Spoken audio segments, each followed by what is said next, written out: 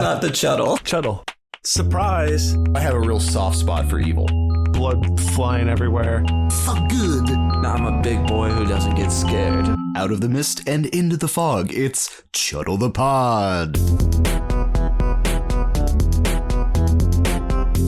Salutations, consuming club members, and welcome to a brand new meeting of the Chuddle the Pod Horror Movie Club. Tonight, we gather to discuss 1978's Dawn of the Dead. My name is Bryan. I'm joined by my co-occupants of the podcast, Rolls. Oh, hey. And Sam. Sup? Thanks for joining me, guys. I'm glad you accepted the invitation tonight. Thanks for having me. Thank you. Yeah. It's weird that we had to meet in this abandoned mall, but besides that, this is not, I It's like not weird. I mean, we've done it before. we've done weirder, I guess. Yeah. We've done It's weirder, hard to find but- a occupied mall. Mostly abandoned these Yeah, we days. tried finding an occupied mall. Occupied mall, and yeah, we came up bumpkus. Well, thanks for joining me, guys. And of course, as you all know, this is the continuation of our Romero franchise series into the living dead zombie world that he has created. So we got to bring back our beautiful franchise occupants of the Co-franchise podcast. occupants. Franchise Cody co-occupants. Occupants, and CFOs. CFOs. Yes. Yeah, CFOs. I like that. Yes, Okay. hailing I can from work with that.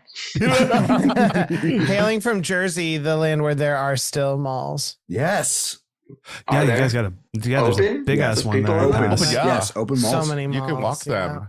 If anything, come to Jersey if the apocalypse does come. Ooh. And we can all just hang at the mall. Yeah, That's very especially true. since so many malls have had like most of the major stores have already left. So it's like, So it is a little spooky, actually. like you'll go to a mall and instead of a like Nordstrom, there's a Uh-huh. Raymore and Flanagan. So you got beds and shit. All Well, this some fancy of them furniture. have J.C. Okay. Penney's who are like, They or will have empty. JC Penney, which is featured in this movie. Which I well, don't no, think Penny's is, a is spoiler. featured in this movie. They probably also have like a And- vape shop now or some shit. Oh yeah, Right? It's almost The all va- vape shops. The vaping dead. It's just A vaping dead. That's getting ransacked immediately. Absolutely. This vape juice made them all undead. what mall has the, I don't know, African safari hunting lodge gun store? Some of the shops in 'Cause you this need a place with huge some guns mall and is ammo, right? Wild. It It's is so wild. fun. It's so fun. Well, we'll get to that very soon. And before we get to any spoilers, we keep that free up top and we will let you know when those spoilers drop. Last but certainly not least, we have a Patreon and we got to shout out our beautiful Coven of Witches. Your sacrifice gives us life. We thank your beautiful souls. And speaking of beautiful souls, we have a new witch name to announce. So please Yes, we do. raise your cauldrons up high, real high, real heavy ass cauldron. Keep it held there. And welcome to the Coven, Creeping Cassandra, the scribe witch of the Chuddle Mantra. Thank you so much for being awesome and joining the Patreon That's Coven. nice. Yeah, it was a fun one Welcome. to conjure. One of us. Conjure One of up. us. Gibble gobble, gibble gobble. You are part of the inner sanctum and the inner circle, and we thank you so much. Anyone else that's curious about that, that's 369. Those are all of our levels right there. They get you all sorts of additional Chuddle content, plus exclusive access to a Discord channel that we have. Everyone's welcome to the Discord, but they get that little extra special hidden place. A little And cherry in the top. what we just said, that witch's name, we will boil up, brew Which up, name for you? bubble up a witch Billions name. of episodes to go through. It's just a Infinite smorgasbord. episodes, yeah. Yeah. 20 billion Bonus at this point. episodes. Those are all bonus. Those are all the bonus Yeah. additional old content when we were a different format of a show. We just record now. We just have like mounts on our shoulders on our day-to-day life, and it's just recording. It doesn't is. stop. It just never stops. And it won't stop. Well, that's the plan. It's If not you're that live yet. Patreon That's member. the plan. I If don't you're wanna- top tier, it never stops. It never stops. We have been releasing the videos of Sam, so he doesn't know Yes. it, but we have those videos We have live. bugged your whole house. Oh my God. Wait, live feed of your houses? And you'll never guess which room is the most popular. Yeah. Oh my God. We'll save that for the end of the episode. Now, with all club members present and accounted for, let's go ahead and open up that goo book and officially begin tonight's meeting. Give me that goo. Oh, yeah. Thanks, Sergio. Let's do some lines. All right, that's our log line and our taglines for this film, y'all. Yep. Logline: during an escalating zombie epidemic, 2 Philadelphia SWAT team members, a traffic reporter, and his TV executive girlfriend seek refuge in a secluded shopping mall. Yeah. Yeah. That's it. I'd say that's pretty spot That's on. the movie. That's I pretty got spot it. on. Yeah, that's it. I'm hooked. And that's from IMDb. Right. Yeah, surprisingly. I think time is taken to craft this. I mean, yeah, that is Yeah. like, I'd hear that log line and I'd be like, yeah, I'd watch that. That sounds I'm fun. trying to see if I can make it more vague. Like 2 humans escape non-humans Two other in humans. building. Go up in sky, Go land up on in- building, Interesting. havoc ensues. Perfect. Love it. Love it. Yeah, Nailed we it. just flew in and our arms are tired. That's the. All right, let's get into IMDb, erase the log line, get ours in there. Just I'll type vote that it. right in. You probably do that. You can do Taglines. that, yeah. There's more than a few, but I grabbed 3. Night of the Living Dead is over.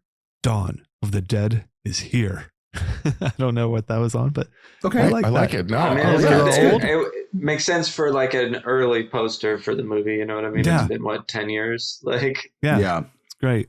This one was fun. Too horrific to be advertised on television.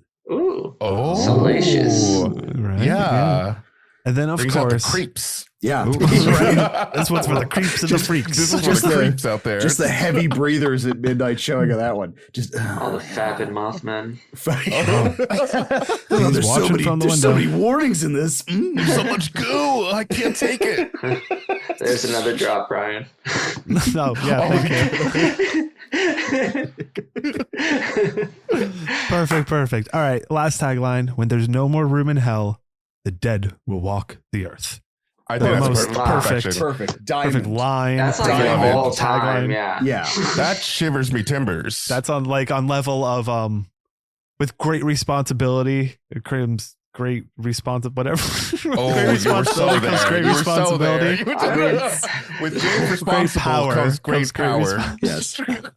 That's Nailed it. almost as good as I'll come back. I'll come back.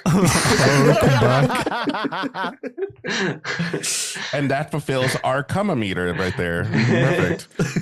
hey, get that up a little bit there. So, thanks, taglines. Let's move over to movies are made by people. The people that made this movie are George A. Romero, Yeah. writing and directing this bad boy here. Makes Starring sense. this one, realistically, David Imge. Realistically? Wait, realistically? Realistically? I don't know why I said that. That's my weird segue to realistically. Realistically, this guy Figuratively? did this. Starring in this, realistically, one guy. A bunch of schmucks. One man show. You're not going to believe this, but realistically, this guy's in it.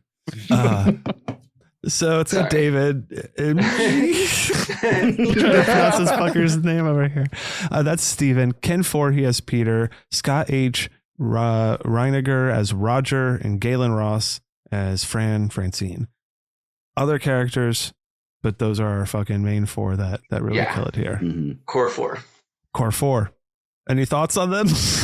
yeah. Okay, I mean, Ken Foree. Ken Foree is awesome. Oh, Ken Ken Foree yeah. is awesome. I knew him from the 90s because he was in a show called Keenan and Kel. I wanted to double check because I just double checked. And he was in there.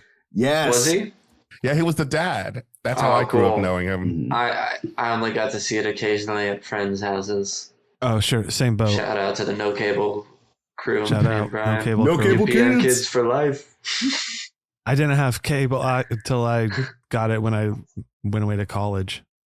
My Nice. parents still didn't. Then once I moved my way, my parents were like, cable sounds like a good idea. And this is not because we're like super old. Cable was very common in most households. This was just Yeah.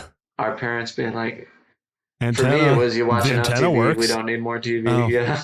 See, mine, I was part of the Yes Cable, but also controlling Parents Club. So Interesting. Oh, yeah, we you can have get to see a 200 lot of channels, but things. you have access to 4 of them. yes, you Child. watch Zoom after you get home from daycare, and that's it. It's like, Kin Forhi, it's probably is about 20 years ago at this point. It was at a MegaCon, maybe I think when I was in high school, that I saw him there. Like I that's remember awesome. because a photograph and autograph from him was like $25 at Oh, most yeah. Like for both. Yeah. for both Mhm. things. Was he And, cool? yes, from what I remember. Obviously, Nice. I got an old brain now, Mhm. but I remember walking Smooth, by too. because I really liked the movie. Here's a little, I guess, peek into the history because it's going to come back into that. I don't remember the first time I watched it, but in high school, I was really into this movie. Mhm. So when I was I don't remember if I knew he was going to be there, but I think we kind of like walked by and I was like, dude, that's he's from Dawn of the Dead. Like Mhm. and then I like did another lap and then I came back. He's like, and then he like kind of, I don't know if he called me over or like saw me come over. He's like, I saw you looking over here. And like, I don't know. He's a fun little guy. And wait. he was Oh, super just nice. reeling him in. Yeah. I Yeah, was That, like, okay, that reminds me of my story. That reminds me of my story with when I met Kane Hodder because he Mhm. went to when I worked at the hotel in my town. I was at the front desk and Kane Hodder was checking in, and I was like, "Oh my god!" In my mind, "You're Kane Hodder." Oh my Mhm. god, I'm freaking out. And then I checked him in. He went to his room, and then I was telling my friends, and they were like, "You should get an autograph." Like, no, that's gonna be weird. I don't be that guy. I don't be that guy to ask an autograph. And then he was like, "No, just do it." And then I this is probably breaking rules, but I called his room, and I was like, "I just want to tell you that I think you're awesome." and I know, like, "Do you want an autograph? Yeah, come on up." And I went to his room. awesome. He gave me a photo, and he signed it and just gave it to me. That's I have amazing. it somewhere. That's That's awesome. That's super Yeah. cool. He's Yeah. so 'Cause cool. That's like Mhm. outside of all the, con norms and Yeah. civility. Mhm. That's really cool. I had to nerd out, and it paid back. If guys out there, advice: if you need to nerd out, sometimes it comes in handy. Yeah, just no. Oh little yeah, bit. I regret. I was Mhm. around so many people I admired that I didn't nerd out, and I Mhm. regret it now. So I was like, I- I gotta be professional. I hate to do this. One of my favorite nerd out moments are just like person from a movie hangout type things.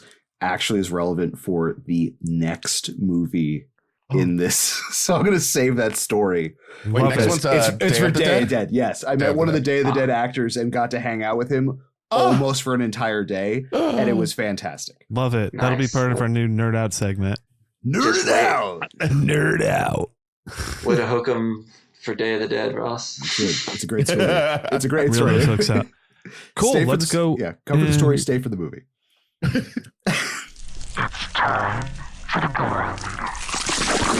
Fatality. Basically, on a scale of 1 to 10, Psycho to the Sadness, how gory is this film? Consistency and intensity. We like to add those two numbers up to get a total. Anything jumping off the page for you guys? I mean, I think the Consistency is high. yeah, I think we There's get gore Yeah. throughout. a lot of different Yeah. Pretty gore much too. Yeah. almost the whole time. I'm actually surprised with how I know for its time, it's gory. I know now looking, it's Mhm. like, oh, it's like, kind of fun, but I still was surprised by how much we got to see. Oh, absolutely. To me, 100%. there's still something very brutal about the way a Romero Savini zombie rips in and bites into Right? you. Yeah. Oh Just- yeah, there's a I was lot of like oh, there's a lot of practicality to like physical actors biting into things and taking chunks out Yeah. versus Yeah. in other zombie movies around that era is like the aftermath. So like nibble, like kind of like the first one where it's like, oh, is those chicken bones? Like what, like the Yeah. like like Mhm. this is we get full actual zombie bites and attacks and gashes and rips and all different kinds But of that- just delicious yeah. goodies. and Body there's parts. parts of like them being shot and things like coming off, which is still Mhm. pretty gruesome. You get Oh to my see gosh, that. yeah. Like I think for its time, I think it was pretty gnarly. Oh, 100%. Definitely want to put it up there. So maybe like a 3.5. Ooh. for your intensity. For intensity. Yeah. Yeah. I agree with that because I mean, like, I was thinking 3.5 as well, and then Yeah. 4.5 to 5 on consistency. Yeah. I just wasn't sure. I'd say 4.5. I would be happy with. That's my thought on consistency. So if you got 4 to 4.5. So 8. 4.5 to 5. 4.5 and a 3.5, 8 out of 10. That feels pretty good. Totally. No, awesome. I love that. Which is amazing for the year when this was made to hold up like that still. It's It a really gore shows. fest. Oh, It's a yeah. gore fest, you know what I mean? Yeah. And I don't know the timing wise, but it was so Night of the Living Dead, and then 10 years. Right? then this right after. He didn't like make anything in between. Oh, I don't know. Okay, but being like a follow up to that one, I think it's just like a big escalation from what we saw. Yeah. Huge. I for gotta me. say, like, when Tom Savini just specifically does like skin tearing so well, like Yes. it just looks so realistic. I'm so proud of you. Like you just knowing Tom Savini stuff. Like you. this is literally so nice, guys. Like So you can't hear it, but I'm grinning from ear to ear because that was like, yes. I was like, Definitely. yes, 100%. Once you start getting Savini into the mix with the way the gags in this that he developed specifically for this movie, like the screwdriver scene, the machete scene, I mean, like the use of like prosthetics and also like real guts and stuff like that. And like you're saying, like, God, when a skin tear and a rip from Savini, like, you know, it's like a trademark. Like every time it happens, there should just be like a little signature underneath. So Romero did do Plenty. a fair amount of stuff between the Affair Most season of the notably, witch, the the crazies, the crazies. Yeah. oh, he did the crazies? Mhm. I never seen it, but I heard Original. about it. I heard that the remake is I like the good remake. too. Yeah, it's got Oliphant in it, so I'm not upset. I can tell that he used certain moods from the crazies for the intro of this one. For sure. Sure. Like this sense of panic and stuff like that is like, it's a thick. Yeah, it sure is. Who is the horror forward?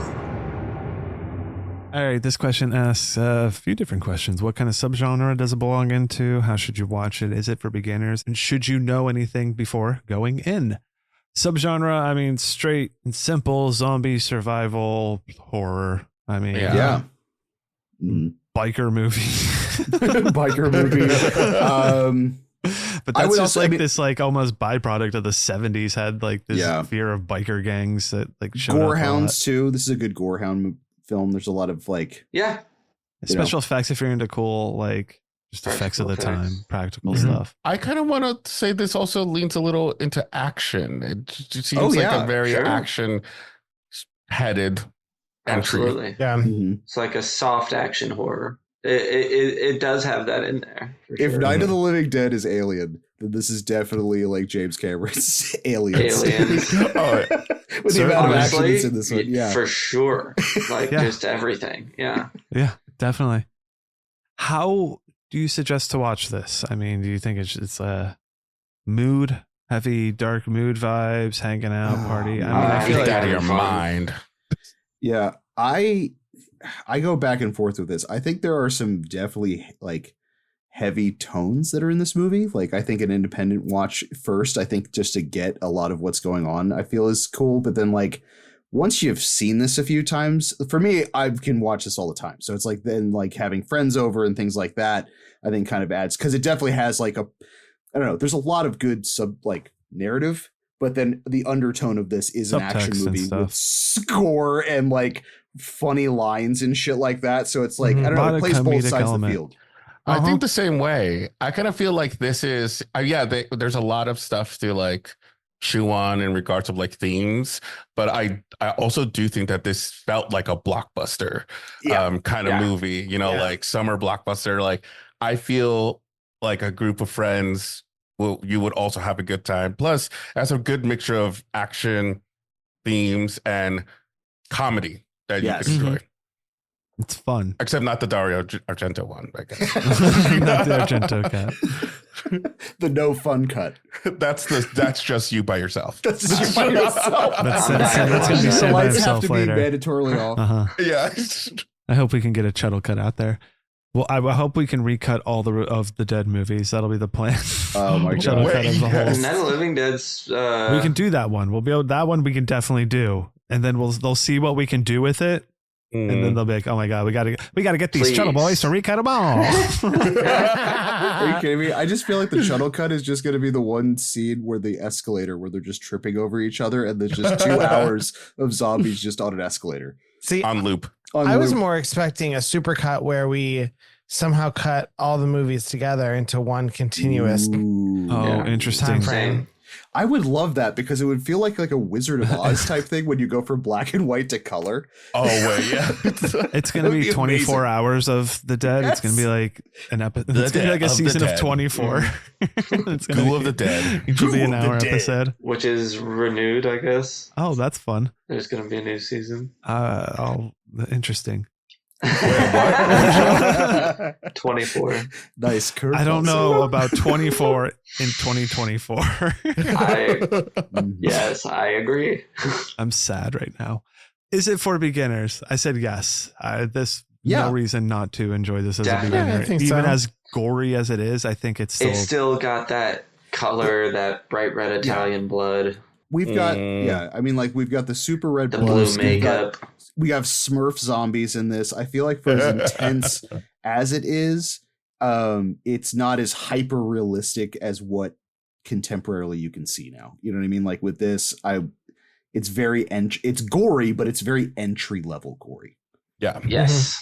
I believe I might have it in my notes later, but Romero does like to call this and wanted to make a comic book, like of a movie, Oh, interesting. and compares it to okay. something of such very comic-y in that I way. see And it that. makes it Yep. yeah. I see that a lot. Wait, did I 100%. say that at some point in our reaction? This could be like a comic book. I want to say I can't said. remember. Anyways, You probably did. Some of the dialogue too, and we'll get into it. Like I feel like that would be I hope so. Yeah. like, especially the double ups on things, are just word bubble. Like I feel Yeah. like he wrote it in that. Oh sure. Oh sure. 4 years later, he made Creepshow, an Nice. actual comic book style Movie. movie. He was like, now I'm really gonna do it. This was Really just a get tester. now I really get to lean it. Now I really get to lean into it. All right, the Chuddle Harbinger of That's how he Doom, our talks. moth. Yeah, exactly. You didn't know that I sounded like a Bap, bap, 50s bap, bap. newsy guy. Yeah, see? Do we have any Absolutely. We've got in the first 7 minutes of this movie, blatant racism with explicitives and what? yeah. That we'll get there. We'll get but in there. Oh my like god! we've got, let's see, we got child death. that guy goes for it? It is like, Yes. this is a commentary on He's things. a bad guy, yeah. Yeah. Yes, this he's a is bad guy. specifically. Bad racist cop. Yes. Yeah, we do have child death. I mean, technically it's like undead child death, but it's still child death. We have them all. Yeah. If you have a fear of consumerism, If you have a fear of consumerism. Or if you're agoraphobic and it's just like triggering. To be Yes. that's outside. true. Yeah. Yeah, there are some pretty tight clauprophobic moments in this too. Oh if yeah. you still Pretty have good. biker fear, you're Yes, afraid if of you have bikers, fear of bikers. You're bikers. skullduggery and scallywagging around. Yeah. But I think those You're I think those are the big helicopters. Yes. I think we're reaching here. By spinning blades. No, I think We're just I think naming everything else. objects. Yeah, just Gas objects. station, gas pumps. Yeah. All that stuff. Yeah. Fear of Department militias. store, mannequin, Mhm. Mhm. African for themed sure. hunting store. Yeah, totally. All right, Round derby. get out of here. Get out of here, Mothman. We don't need you anymore. Let's go over here. Spoiler zone. All right, we made it behind that wall and into the spoiler Ooh. fall. IMDb behind the scenes. A shit ton. Again, we're going to constantly probably run into that with these movies here. So I grabbed a At least the lot first up three. top. And right. At least the first. Well, we'll see. General trivia for this one here. Filmed in Monroeville Mall in Monroeville, Pennsylvania, if you're Mhm. curious. The working title, and I kind of mentioned some of this stuff with They have Night of the Living cons there Dead. today. Right. Exactly. Mhm. Because of Our this. friend Michael Thomas attended. Wait, at Or this had a booth mall? at one. Yeah. Yeah, at that mall, you can go there for a con. What? And there's like a Dawn of the Dead store or a Romero store in it or something. It's mostly We an really need to abandoned start mall going to now, cons. but- We Yeah, really need to we start do. going. Yeah. I want to go, but I'm like, I can't always fly down to Florida and meet up with Ross and Sam and like. That's fair. So I'll go to some cons with you, You guys if you can want to get hang out and go to some together. cons. Yeah, far apart. We'll figure it out. Okay, so the working title was Dawn of the Living Dead. Logical name for a sequel to Night of the Living Dead. The reason for changing it to Dawn of the Dead was that after making Night, writers George A. Romero and John A. Russo decided to go their separate ways and make their own sequels to it. So like I said, I believe we mentioned in Night of the Living Dead as well. Mhm. Romero wrote and directed Dawn. Russo made the Return of the Living Dead. Yeah. And that series of stuff. Loosely based on the sequel book of the same name. The two are movies set apart. Return and its sequels take place in a separate universe from Night. Totally different rules. They decide. Yeah, exactly. Yeah. So that's how they differentiated. One of them Interesting. took the Night. Yeah, The movie Night of the Living Dead is real in Return of the Living Dead. right. But it was just like a psyop. Oh. Yeah. Now they didn't like have like a falling out. They just were like, you know what? You do a movie, I do a movie. Let's do it. Yeah. I think it was more of like It sounds different, amicable. Yeah. Cool. Yeah, difference of everything is kinda opinions. cool. They were like, yeah, we have both different ideas for how we could take this. And they're like, cool, let's go. And Who I'm knows? glad they That did sounds it, great. honestly, Yeah. because Yeah. two It was classics. Yeah, Mhm. two really I fun. hear Return of the Living Dead is a 80s class. 80s, Oh. right? You don't Or know 70s. it? No. Oh, Ooh, We've it's so never good. seen It's it. one of you my. have to react. Oh It's my one of god. Here it I is. Here know. it comes. Here it comes. You have to react to I know, this. Must I be know, on tape. I'm always going for it. It is so good, and it is such a good movie for a react video. Oh, you know what I mean? Nice. It's one of our favorites. It's going to change in rereadings here pretty soon because currently it is just shy of a certified By shuttle. Uh-oh. Yeah, we got to check it out. It's so good. I love that movie. And then check out our Well, episode on it. Dawn of the Dead was intentionally more comedic than Night of the Living Dead because George A. Romero wanted it filmed in the style of a comic book. So there's one of those bits of trivia that I read there. All the themes. Mhm. Yeah. George A. Romero described this as the balance point in the series when the number of humans versus the number of zombies was roughly equal. I don't know where he said that, but that was an interesting thing. Yeah, I like that. Interesting. Yeah. Yeah, and I really do like how they approach some of the questions I think were left in Night when the epidemic starts happening versus like what we get in this, for sure. Mm-hmm. Because the majority of the movie was filmed inside of a live retail mall between the hours of closing and opening, the production company was completely liable for any and all costs associated with damages, and in particular, theft. A production of this size, casting was well over 100 extras in addition to cast and crew, and had financially accounted for the possibility of some such occurrences. While there were incidents of theft reported from some of the stores, the actual extent of verifiable theft of items was not really known or anything like that. Due to Luckily, they could also how just can you obviously know? all the storefronts are closed anyway while they're running around. You know what I mean? Yeah. Right. Yeah. I'm Can sure they you only have imagine- access to certain ones at certain times, but yeah, they had to do this. Can you imagine the squeegee guy? The amount of red paint blood that hit that tile on a Oh my daily God. basis. Yeah, The Yeah. fucking Yeah. PAs that were Clean up cleaning fire. up everything. The squeegee guy was a PA on set. Yeah, that's not somebody who works for the mall. Yeah, Yeah. It's, I was thinking about that. Like, you God got to damn, turn, like, have it ready. we the have to next turn day. around and ready in the turn morning. set, like break it all down, remove it all, everything that you've done, and then redo it all that night. That's, the production took place over, I believe, 4-month period. And Whoa. they Wow. stopped during the Christmas period because it would have been too much to deal with the Christmas decorations Sure, that makes and sense, all yeah. that kind Oh, of shit. yeah. All of a sudden it's Christmas. That could have been fun, but I know that maybe it's in your thing, but I think a lot of the zombies got paid like $1 or something to be there. I got that. Really? Yeah. I got that coming Yeah. up. It's Oh, in a shit. minute. I've heard tons of trivia about this movie. just from various interviews Word and of mouth podcasts, type mostly. of shit. Now, do you get $1 based on what you do? Because some of these zombies get thrown around. Oh, It's pretty totally. hard. They're mostly Pittsburgh locals. Apparently, like, there was a Okay. time where, like, at least somebody in your friend or family, somebody you knew was a zombie in this movie. Like, Oh, that's cool. Yeah. It actually makes me think there was I don't even think I told you this.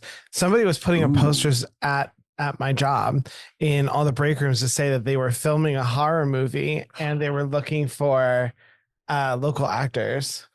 Oh yeah. You didn't tell. We could have So totally just like, signed up. I'm it was- ready. My goal is to be a dead body. It was the week It's before probably- our wedding. It was Oh. not happening. It's like I ain't But- dealing with that. that's Yeah. why I didn't tell you. But it totally like could have been our version of this. Oh, Like totally. we could have just showed up. Right? Yeah, Exactly. definitely. I'm Mm. sorry. I just remembered when I was working my old job. I used to work at REI. Towards the end of that tenure there, my time there, I started like doing like video project work for them. But there was also like they put out this open like casting call to everyone that worked at REI to be like in promotional or training videos or stuff like that. So I jokingly submitted myself and they're like, "Hey, we'd love to have you.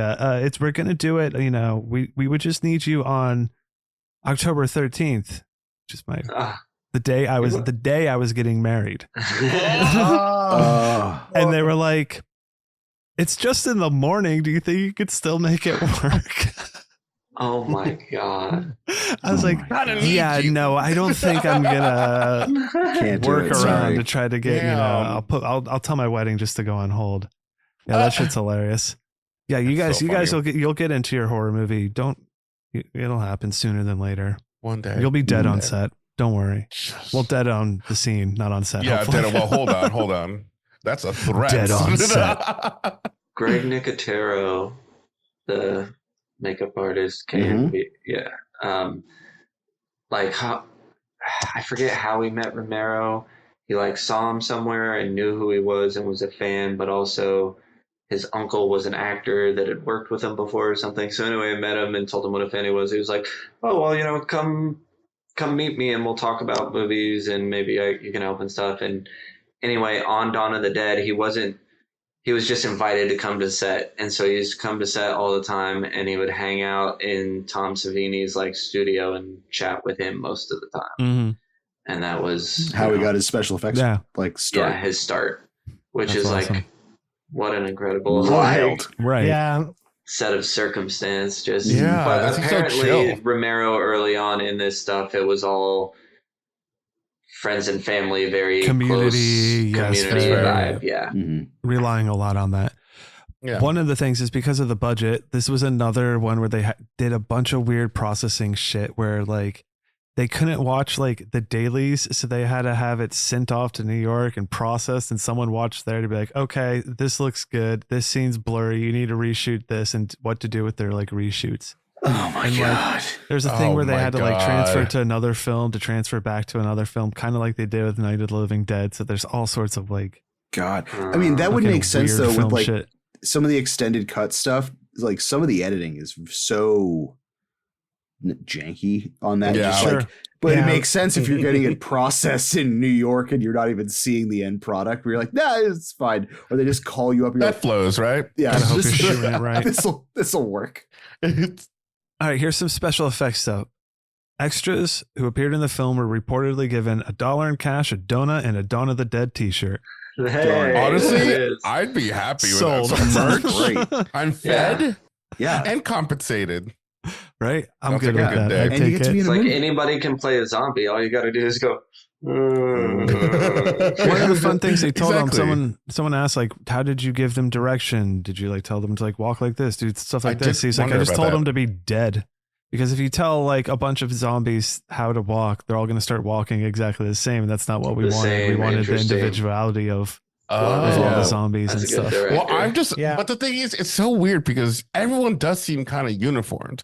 It seems like everyone kind of like figured out what they wanted, but with Well, they their own are little flair. zombies. Yeah, man. You still inherently, I guess, have the I'm zombie surprised there's shuffle. no like one Totally person in the correct. back who was like being super extra with it. Like, yeah. I'm dead. Ooh, I'm a zombie. I love it. The light. Tom Savini chose the gray color for the zombie skin since Night of the Living Dead was in black and white, and the zombie skin tone was not depicted. He later said it was a mistake because many of them ended up looking quite blue on film. Mhm. Which, yeah, Just a depending like tad. I feel like the Little one I was watching on Amazon, maybe it was just my screen wasn't bright enough, wasn't as blue. Like they toned it. There's only certain zombies. I think. I But felt there's like. some that are like Ours kind of boom. look a little greenish. Yeah. Did you see green? Sure. I Yeah. saw some green. Particularly the Hari Krishna zombie. He's Oh, it's like just because there's aquamarine. so It's- much Oh, it's like an dome alien. coverage. Yes. Like from The Fifth Element. Yes. Yeah. Wild. Director George A. Romero had already wanted to hire Savini to do special effects for Night of the Living Dead, as we mentioned, but Savini was busy combat photographing for the army. And he was in Army. Vietnam. His photographer. He lends this to being able to recreate what he had seen in real life to be able to 'Cause he like took put that into photos his of fucking it. work here. Yeah. Yeah. Oof.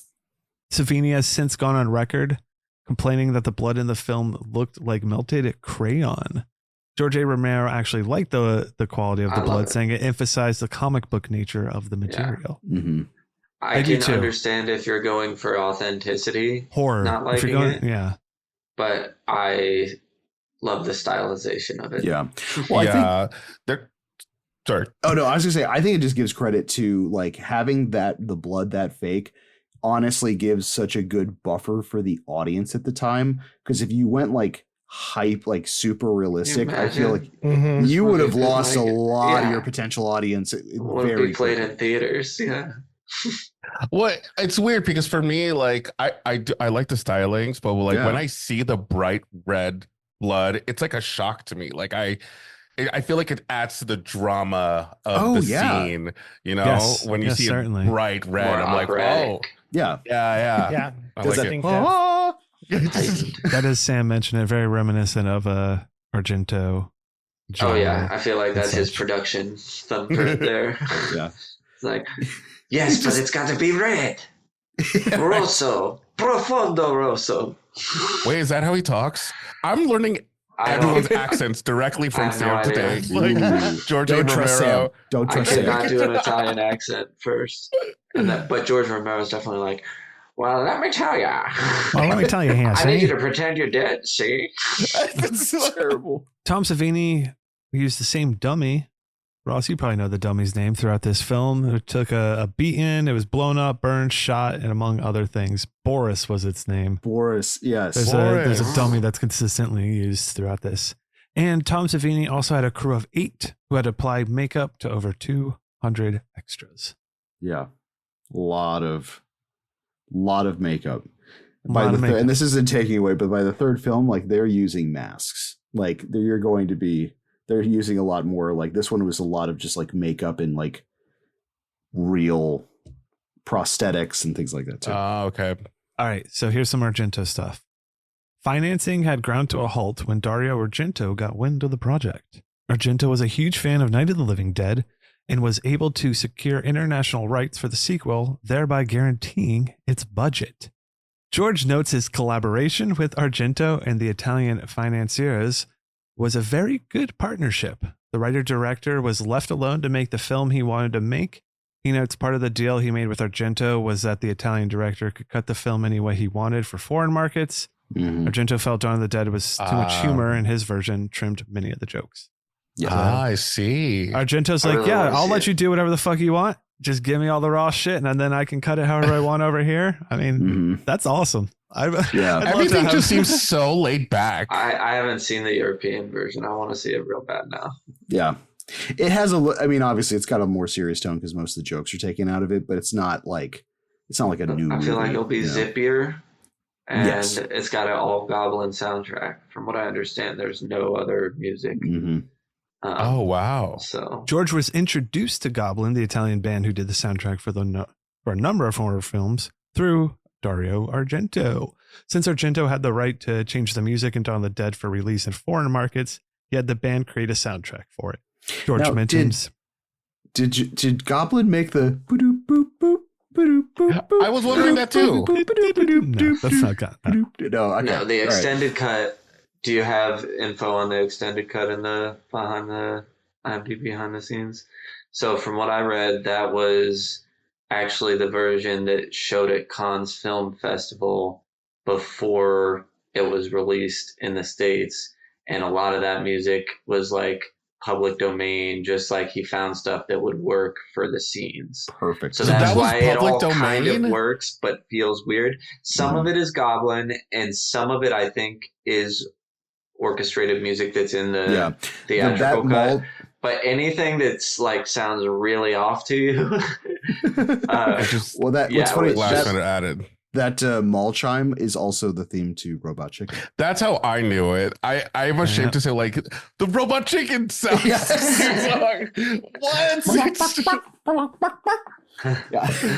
I love it. All right, here's our last little piece before we get into our history here. And this one I did for our 2000s emos. My Chemical Romance wrote a song based on the movie called Early Sunsets Over Monroeville for their first album. I brought you my bullets, you brought me your love. So Aw. there you go for the My Chem heads. Wow. They knew it. Now Sam Love knows that. it. yep. History. As I mentioned before, I definitely got really into it in high school, but don't remember when it really all started. But Mm-hmm. I mean, fucking loved it. Loved the idea of it and everything that had spawned off of it. I didn't see it until Dawn of the Dead remake was coming out, and then I was like, Oh, I gotta see this original. You know, Yeah, I think I had a VHS copy of this in high school. And then I remember, and that was just the normal like theatrical cut. And then super geeked out when I got the box set that had all the different versions of it. And that's when started like diving real deep into it. I used to watch Dawn of the Dead all the time. Yeah. You know what's funny? I've never had a copy until recently. Go ahead. No, I feel like this would, now watching it for the first time, I feel like this would have been like a comfort movie to me when I was younger. I feel like I would just have it on. Very much so. Yeah, but this is I think we have a similar story with this one, is that we both just saw the remake and we've never seen the original one. Mm-hmm. But I knew that there was the original one that existed. And there's only like one scene in particular that I remember, because I think it was on like Bravo's 100 Scariest Moments or something like that. They had like a TV special, and on the countdown was Dawn of the Dead. And I think that's the only scene I remember. God, I actually heard this movie before seeing the movie, because there is clips of this in, I forget what White Zombie album, but I think it's Devilman, where it's like, well, there's a lot of people that are running out. I could run. And then like watching it for the first time on VHS, I was like, oh, that's the line. That's the line from the album. Oh shit. I've had that happen with movies before. Actually, that happened with you. I'm pretty sure with when we lived together and Bunny was in town. I'm pretty sure. I don't think Bryan was there, but I'm pretty sure we watched Henry: A Portrait of a Serial Killer, and I was like, "Oh, this is from that song that I like." Yeah, so I've not had there. those moments. I know exactly what you mean. I kind of have one for Day of the Dead. So we'll talk about that as well once we get there. Wow, a lot of little teasers for Day of the Dead. There's Okay. a second Day of the Dead thing too, but yeah, we'll get there. Yeah. Cody and Sergio, your history with this is you first time you saw it, right? Do you have any specific? Cody, Okay. do you have anything to add? I don't. We watched this for Love this it. podcast for the very first time. Awesome. So good. The extended cut too. This makes me the most excited, honestly, covering this series, is like you guys seeing it, like watching it for the first time, because it's such like, some of these just hit so different, like the first like one or two viewings, you know what I mean? I feel bad that you didn't see the theatrical cut for the first time, and it was the extended cut. Oh, If I'm going to be no. honest.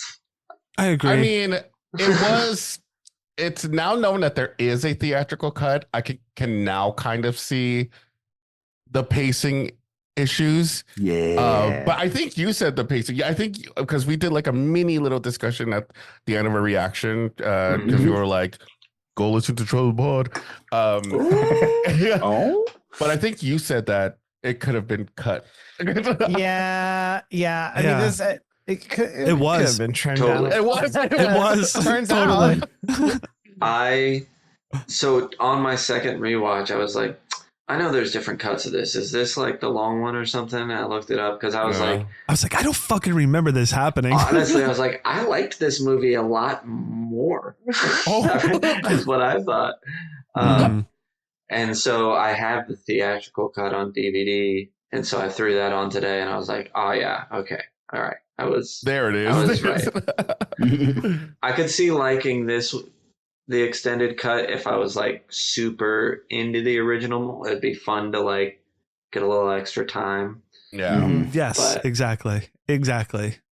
But to first really, and this wasn't the one I grew up with knowing, but again, it was fine. We'll talk about those scenes.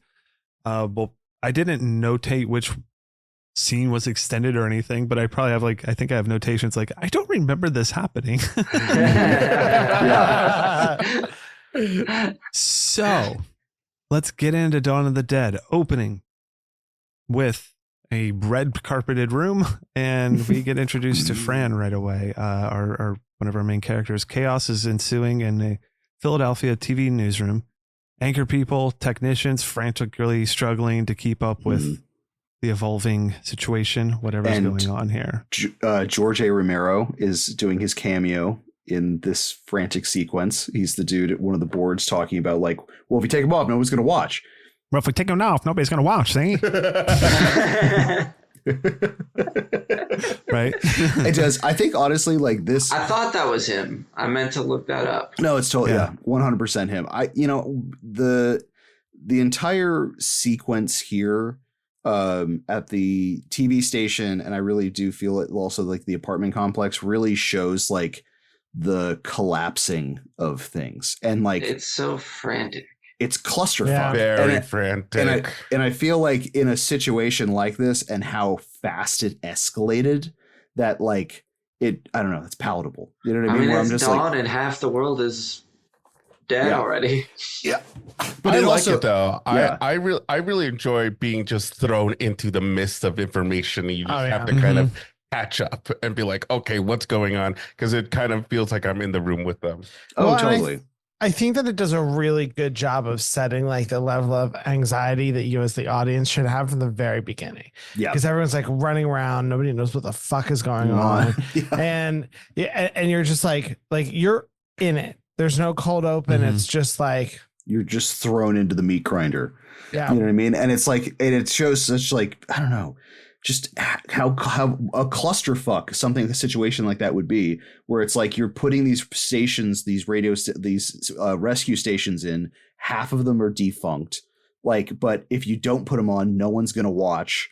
And for some weird reason, you're still thinking about ratings. Yeah, Well, like, exactly. It's- For some reason, that It's seems...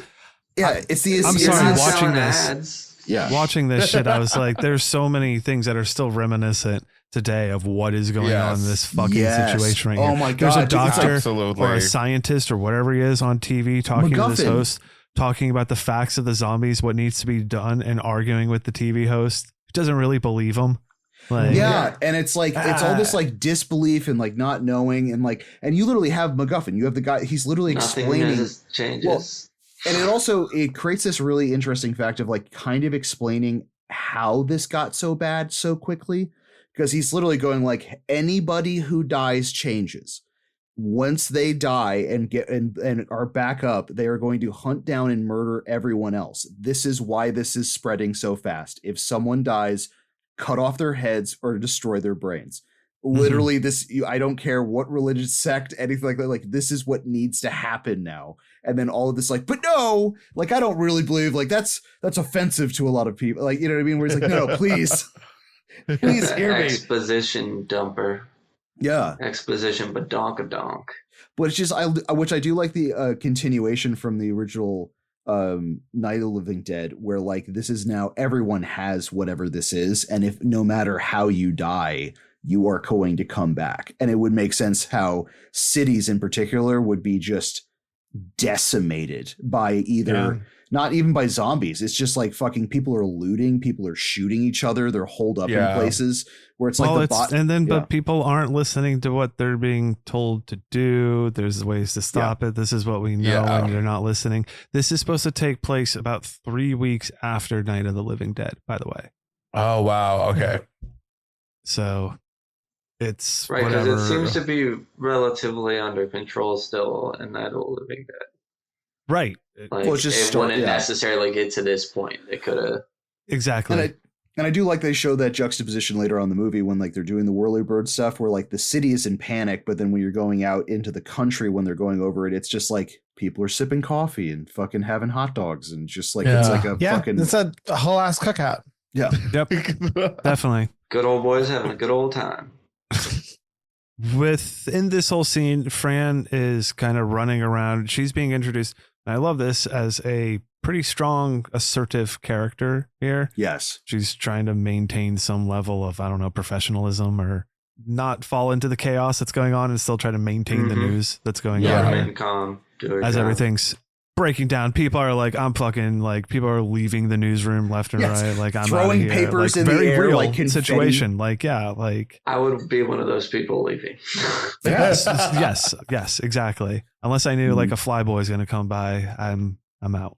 And come swooping down. And also, I think it's a great redeeming point, specifically after Barbara from the first film, to have like initially just a very strong woman character, just like from Jump Street. You know what I mean? Like that's a definitely. At this point too, we get introduced to our flyboy, Steven. He comes in, he finds Fran, tells her, meet him on the roof at 9. They're getting the hell out of here. This fucking dweeb. He's such a dweeb. I love this. I'm sorry, guys. I'm going to try to like maintain my hostility for Flyboy during this whole fucking movie, but like you do not need to. I fucking can't stand this guy. What a piece of shit. Yeah. We've got to go. Absolutely. We need to survive. Like he is such. He tries to be so cool, and then when he comes under pressure, he can't shoot a fucking gun worth shit. Like he's there. Can't shoot he's a gun. A poser. Straight. Yes. Yeah. Right. I mean, like just the way that he walks into the newsroom at the beginning, and he's like in his leather jacket, like the like collar's up a little bit, and he's like, I have a helicopter just for you. Don't tell anyone. I'm going to tell you in the middle of this crowd, but it's just for us. But even right away then too, he's asked for his ID and he's like, where is it? Come on. He's like a shitty Dewey. Yes. Sure. Oh my God. Absolutely. Actually, you know what I mean? Like he had one job, which is to fly a fucking helicopter, which kind of quote unquote made him the air quotes cool guy. But then like past his just skill at transportation, he's a complete dweeb. Oh, and his lack of being able to shoot well. Oh yeah, is definitely the most aggravating. Really funny. Just at the people. amount of ego he had. Oh my God. Yeah, I can't necessarily blame him. I guess I don't know how. I've never really fired a rifle. I don't think I have no idea how bad I would be. I know I want to do what he did in the but I wouldn't do what he did. Room area. Or whatever. He's just stupid with a lot of his decisions. I guess I can't fault him for his aim, I'm saying, but his decisions fault him all fucking day.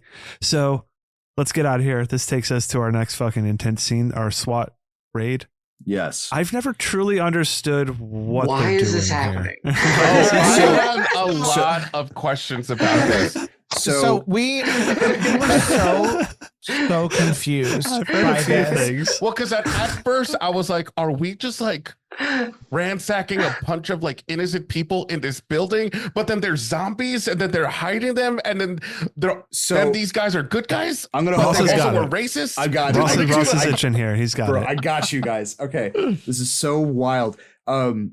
Just small tidbit. Back in college, I actually love this movie so much. I had a discussion with my sociology teacher about it. Oh my God. Yeah, I'm not going to go that in depth of the podcast, but this entire sequence because we talked for hours, it was fucking wild. Sociological impacts of Dawn of the Dead. Yes. So basically during the outbreak is what they kind of break up in like tidbits of dialogue is that the lower income housing and things like that, they ushered all of these people into these ginormous hotels to maintain structures of just like people. So instead of like all these people in projects, they're going to move them into these high-rise buildings just so they're on one location. The people that are living in this building weren't adhering to any of the body laws, as in if someone died, they were supposed to give them up. They were just putting them in the basement and doing other weird shit during these 3 weeks. Also, people were getting murdered, a bunch of other stuff. So like the entire building is basically partially infested with zombies. So they're going in there to forcibly remove the tenants because they're not coming out. So like this entire SWAT scene is like them basically being like, you need to like relinquish power, go in, you need to retain, like we need to go in there and clear the dead out. And then this is the cluster shit that we get into with the SWAT team. That is very unclear, but thank you. Yeah. I got that after all reading. That makes sense now that you're saying it. Mm-hmm. Yeah. But you really got to put in the legwork to get there. Totally. Well, and- like I've watched this 1,000 times. You know what I mean? Where it's like, because like, okay, so super racist cop that goes in there. He goes like, I can't believe they moved these guys and put them in a hotel like this. Shit, man, this is better than what I got. So it's like they talk about get that. them. I was like, what does he mean? I thought this was the projects. Well, and I think that also like that was something that threw both of us off, that we are now at this building. We don't know why we're here, but there's a ton of cops. And like the very first establishing line is just a racist tirade from this guy. And we're just like, what the fuck is going on? That was like why are one we long here? ass race. Why are we bursting Yeah. into this building with guns? And because then that made it seem like, okay, these guys seem like they're doing something like wrong. drug dealers or something. They're like, Manuel, you better come out. Yeah. Or we'll come get you. Also, Yeah. this is also the double You're talk not stuff under where it goes, arrest. that crazy bastard's got that. The bastard. And then when they all pop out on the roof, like Look at all with these fucking guns and cops. stuff like They just that, start like shooting it and seems shit. like It yeah. makes- I always thought it was some weird drug bust, but I'm like, why are they doing this during a zombie? During a zombie apocalypse? thing. Right, exactly. Shouldn't they I be was more like, worried about zombies? fucking cops always going after the dumb shit. Yeah. So we meet Roger, one of our good guy SWAT dudes. Seemingly, he's like walking this new guy through everything. It's gonna be fun, kid. God. You just The gotta small do one. this or whatever. The shortest lived puppy in a film I think I've ever seen. Yeah, he gets a headshot pretty quickly once all those dudes pop out real quick. That's fun. rules. All right. Yeah, also unrealistic is that they'd all run out with guns and then start shooting the cops before the cops started shooting them. Shooting them back. Yeah, it's wild. As soon as they ran out holding guns, before they could lift them, they would have been lit up. Right. But you get this kind of police put on the gas, fucking gas, brutality shit going on where they just start going through the building, shooting people, especially Wooly. He's fucking going hard and going So- He's wild. awful. But that So shot in horrible. the head. Yeah, Oh hold my on. God, this- Let me yeah. get to a few things here. So Okay. this is a big, obviously, Romero. This is, talking about commenting on social and racial tensions and all that kind of shit here. There's Police very brutality. clearly that stuff huge, going on. Yes. Funny thing, Scott H. Reiniger's grandmother, despite his warnings, insisted on seeing the film at the theater. Reiniger accompanied her to the showing and said she made it through part of the tenement scene. And then he asked if she wanted to leave, and she said yes, so they did. Oh my god! What a trooper! Yeah, she made it through like tenement. so. This she probably saw the dude's head blow off. So that's Roger, by the way, who's in the I scene. can see that. Yeah. Yeah. It was like, I'm out. So we get Wooly, sadistically violent, indiscriminate, wanting to shoot anyone and everyone in this place. Yeah. We get the scene where he pops in and just shoots that dude in the fucking head and the Oh head my explodes. That was That was really We'll come back. I remember that was a scene when I was younger when like I had a DVD of this. I'm like, I'm fucking going frame by frame to just watch this and like see how this how this is insane. It was so insane to me just watching this. Just like you strap like 3 M80s inside of a dummy's head full of fucking gelatin and paint. Well, and what they explode did. It. So there was already a mold that they had made for another character for later in the film, but they had this extra mold and they didn't want it to go to waste. So they dress it up as this man that's just standing in here. And they blew it off by having Tom Savini shooting it with a shotgun. An actual shotgun. Okay. Yeah. Wow. So There's a it's amazing Savini using like real tools for stuff, because like the shotgun scene in this, and there's a scene in Maniac where he takes a 12-gauge shotgun and literally like shoots a dummy through a car, and it's wild looking. And Friday the 13th, they kill that. They chop up that snake. Yeah, there's a real snake though. No. yeah, don't forget, We're talking Savini about did him it. doing real things. That's very true. That's very true. Never forget, Savini killed that snake. That. The handler was so upset. Peter, a fellow SWAT member, he's wearing his mask, so we don't really see who it is at this time, comes in and kills Like Wooly. a fucking G. Yeah, Just it is awesome. Pushing him aside. I said, get away from the man, and just blasting him. And it's, I don't know. I love this fucking movie, but I really like how everything is collapsing. Like you see like the news media in the first scene where it's literally crumbling and like it's just ineffective at this point. And then you have like what you're supposed to be like law enforcement and cops and like trying to like the peace givers. And then the first thing we see from them are just racist, bigoted assholes that start like blowing and shooting everyone away. It's and then, all like, chaotic. Yeah. And like they're culling their own herd, as in like other cops are shooting cops to like be like, this guy's fucking lost his mind. I gotta just like not even trying to arrest anybody at this point. Like, no, I just need to fucking shoot him to put him down. Yeah. Because like there's bigger things at stake now. You know what I mean? Like seeing that as a fucking teenager is like, holy shit. Like, oh my God. What happens in complete societal as society's breaking down, and what people who are enabled and have power in such ways, what they'll do and just be able to do with a fucking gun and shit like that. But now we get some zombies. They're in one of the rooms that Wooly busted open here. And this is when everything really starts going to shit really quickly here. You just want it starts off slowly, seemingly pretty like, oh, this is going to be easily dealt with. Come on, man, shoot him. Shoot the guy. Come on, just shoot him in the head. Shoot him in the head. And then like he fumbles around, then another zombie pops up. And then another one. And this is just what fucking happens with these guys. They just start popping up out of nowhere, man. Also, like, and what a overwhelming everyone. What a nightmare. I mean, obviously, we have covered zombies in an apartment building before.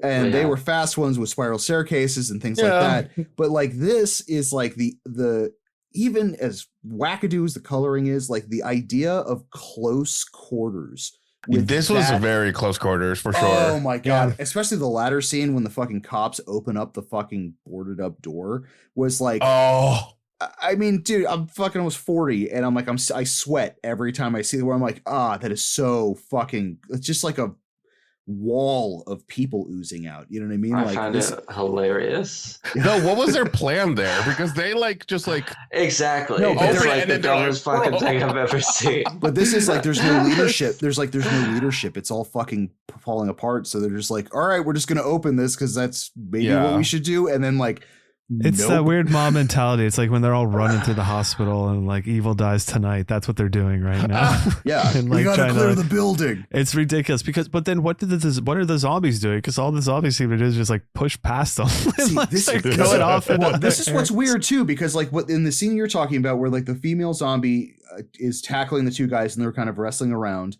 I think his name's Ronaldo, whatever. That zombie goes around and he just walks out the door. He doesn't try attacking the two like that SWAT one. guys. I love that little. He's my dude. I don't know. Like he's just like he's like, oh, they're eating. I'm gonna go find my own lunch. Like, Yeah, I don't know. He's just doing his. he just sees an open doorway, and he's just like, "All right, cool. This is handled. I'll go try to figure this out." That's the weird personality thing of these zombies that I really enjoy with this movie in particular. I don't know why. That one just tickles me in some ways. But Yeah, this does lead to Roger ultimately making his way down to a basement where he finds our masked man, Peter, and they quickly become friends. Roger starts talking about running away from all this shit. And it's like, is that an okay thing to do? Should I be running away? it's right to run. But I they could run are tonight. interrupted by a creepy one-legged priest that says he has given the last rites to a bunch of dead people that have Yes. been put into this basement. Now they can do what they will with them. He's like, I'm done here. You guys take care of it. Gross. Dude, his And I like this line- quote that he says, Yeah. yeah, you're stronger than us, but sooner I think they'll be stronger than you. You, Yeah, where it's that's just fun. like Ooh. It's like, And again, I- this movie has a bunch of those. a lot of that, little- and a lot of it is like we're doing it to ourselves. And I think that's a big thing with Romero, where it's like, yeah, the zombies are baddies, but like the level of violence that we're giving to each other is just exponentially growing the problem. And just like, and having sense like, all right, cool. Like right now you're kind of handling it, but like there is going to be a tipping point and there's going to be way more of them than you guys. Oh Certainly. yeah. I mean, you kind of get an example of that later on in the movie where it kind of like Definitely. hits. Oh yeah, dude. This scene kind of cleans up with them getting into that final room where all these zombies and like Did I we guess skip are, like, Ronaldo's feasting, chomp eating- chomp scene? Yes, because Okay. this is talking about Oh, is that biting and the ripping woman flesh that- out. Yeah, Oh Yeah. my god. Okay, so That yeah. was good. the guy who He goes, wanders out the door goes, Baby, yeah. honey, is that you? Rips. Oh my god, this gore scene. The first time watching that, I fucking lost my like it's one of the first times like I've jumped over the couch and went like, "Oh god," cuz the makeup's so good. I thought it was a real fucking shoulder. And then like obviously when you take the bite, you can tell where you can tell where Savini had kind of painted where the foam was and then underneath. There's a Yeah. few scenes where you can kind of see the separation, but like, oh If you look my for it, god. Yeah. Like the second, like that was a whole ass chunk. it looks great. Oh. I hadn't seen this movie in forever. On my first watch of it for this, I was eating pizza, and during this part, I was like, I'm gonna I'm not eating this wait pizza. till all this human eating is over till I eat. a nice cheese See, ball. this part was surprising to me because Yeah. it's so out of left field. I mean, yeah, we just saw someone's head just blow up, but still, I wasn't expecting it to just be like bing, bang, boom. Like we're gonna have another Yes. grotesque scene right after this. Goes. Yeah. But I will say, I do like the effect. It looks gross, but I also feel like it could be like a game of like, is it human or is it cake? Because I feel like the way he Yes. chomped in it was just like very Yes. cake-like. But Is it's it got zombie or is it full- cake? Is it zombie or is it full- cake? Well, one of those times he chomps into her, he actually kind of bit her really. And one of those Oh, screams yeah. is real. Hate when that happens. Again, after this, SWAT team breaking through the barriers down in the basement. They all rush out. Peter and Roger make their way into the room, see a bunch of zombies. They're just having a munch down. Peter shoots a bunch. Roger jumps in, shoots a Yeah. bunch more. That was such a fucked up scene too, where like he's just executing everyone, and by the end of it, he's like crying. Cry. Yeah, I I mean, mean, like- that it was hard to watch. It was that, It's that really scene. well done. And then it's Mhm. really fun that like it's really nice that what's his name comes in and kind of finishes it. But dude, the fucking the double talk again with the army guys where he pops out of the latch. He's like, Jesus Christ. Y'all seen something like this? Jesus Christ. And then like closes the door back in. I was like, what's up with just the reiterating the first thing he says is the last thing he says? I guess they were throwing him in here, huh? Looks like it. All right, you need any help? We're good. Bye. Like, Big Brian's gulps, huh? character. Well, see you later. yeah, exactly. Well, see you later. And then we learn at this point, I believe Roger it is knows someone with a helicopter and knows the way out. So that's what he was talking about. We know Yeah. somebody when with a when he's helicopter. running. That is our Fran and Steven, who we come back to them, and this is them fueling up the helicopter a little bit Oh, while at they the- wait for The police Roger doc. and Peter. Yeah, at the police dock. Yeah. This is one of I have no idea why, but I totally forgot about our group running into this other group of people out here. This is a the big cops? extended cut. And they go, Yes. we'd be stuck. It's like, okay, maybe it's because I watched it 1,000 times. Half the characters in this movie will reiterate the same line multiple times in their monologues, just like a weird like 50s comic book. And until you brought up the fact that you went, oh my God, it's fucking insane. Also, I think the lead cop in this, I could be wrong because I didn't fact check this, but he looks a lot like it, is that I feel like he's one of the army guys, one of the lead army guys in the next Romero movie. Probably. I know someone look from very it. familiar to me, and now that you say that, I think that you're exactly right. We'll find out. Now I gotta remember. I think that's it. No, Yeah, that was a it's piece of gotta trivia be. I took out. I didn't include it, but yeah. Okay. that's Oh, that it. was it? So Okay. Yeah. It's got to be that then. That's why I don't remember Yeah. specifically, but since you're making that connection, then I'm going to go ahead and assert that indeed. Was that on it is. purpose, or is it just like, No, just I the like same- you. I'll use pretty you much again. cut out of the theatrical Yeah. cut. So that was okay, extended. They're The in theatrical- it, kind of. yeah, the theatrical cut has like a little sliver of this. Like this is way more in depth. We've kind of like also just kind of shows like more things breaking down. Like these are actual cops now. They're just trying to get the fuck out, and then like being like, okay, well, fuck it, let's just take this bird and we'll take these guys hostage and shit like that. And then I'm arguing about like, well, no, like fucking like if he's the guy, we'd be stuck because if Flyboy dies, we're dead. We'd be stuck. Yeah, I want to know how to drive something I know. Yeah, no, it's a fun scene. I enjoy it after But so much time, but I'm like, this doesn't all need to be extended. here. But exactly. You can immediately Extended trim a cut. shit ton of this. Take it out.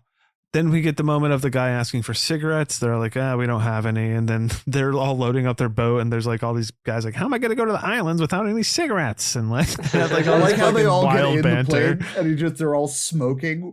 Yes, and He then is as so they get much in the smoking helicopter, in this Afterwards, movie. yeah. Oh yeah, my Everybody's God. smoking. yeah, it's And the it's end of the such fucking like world. what a hilarious, just a bunch of dumbass cop fucking like where they go like we're gonna go upstream, go to the island.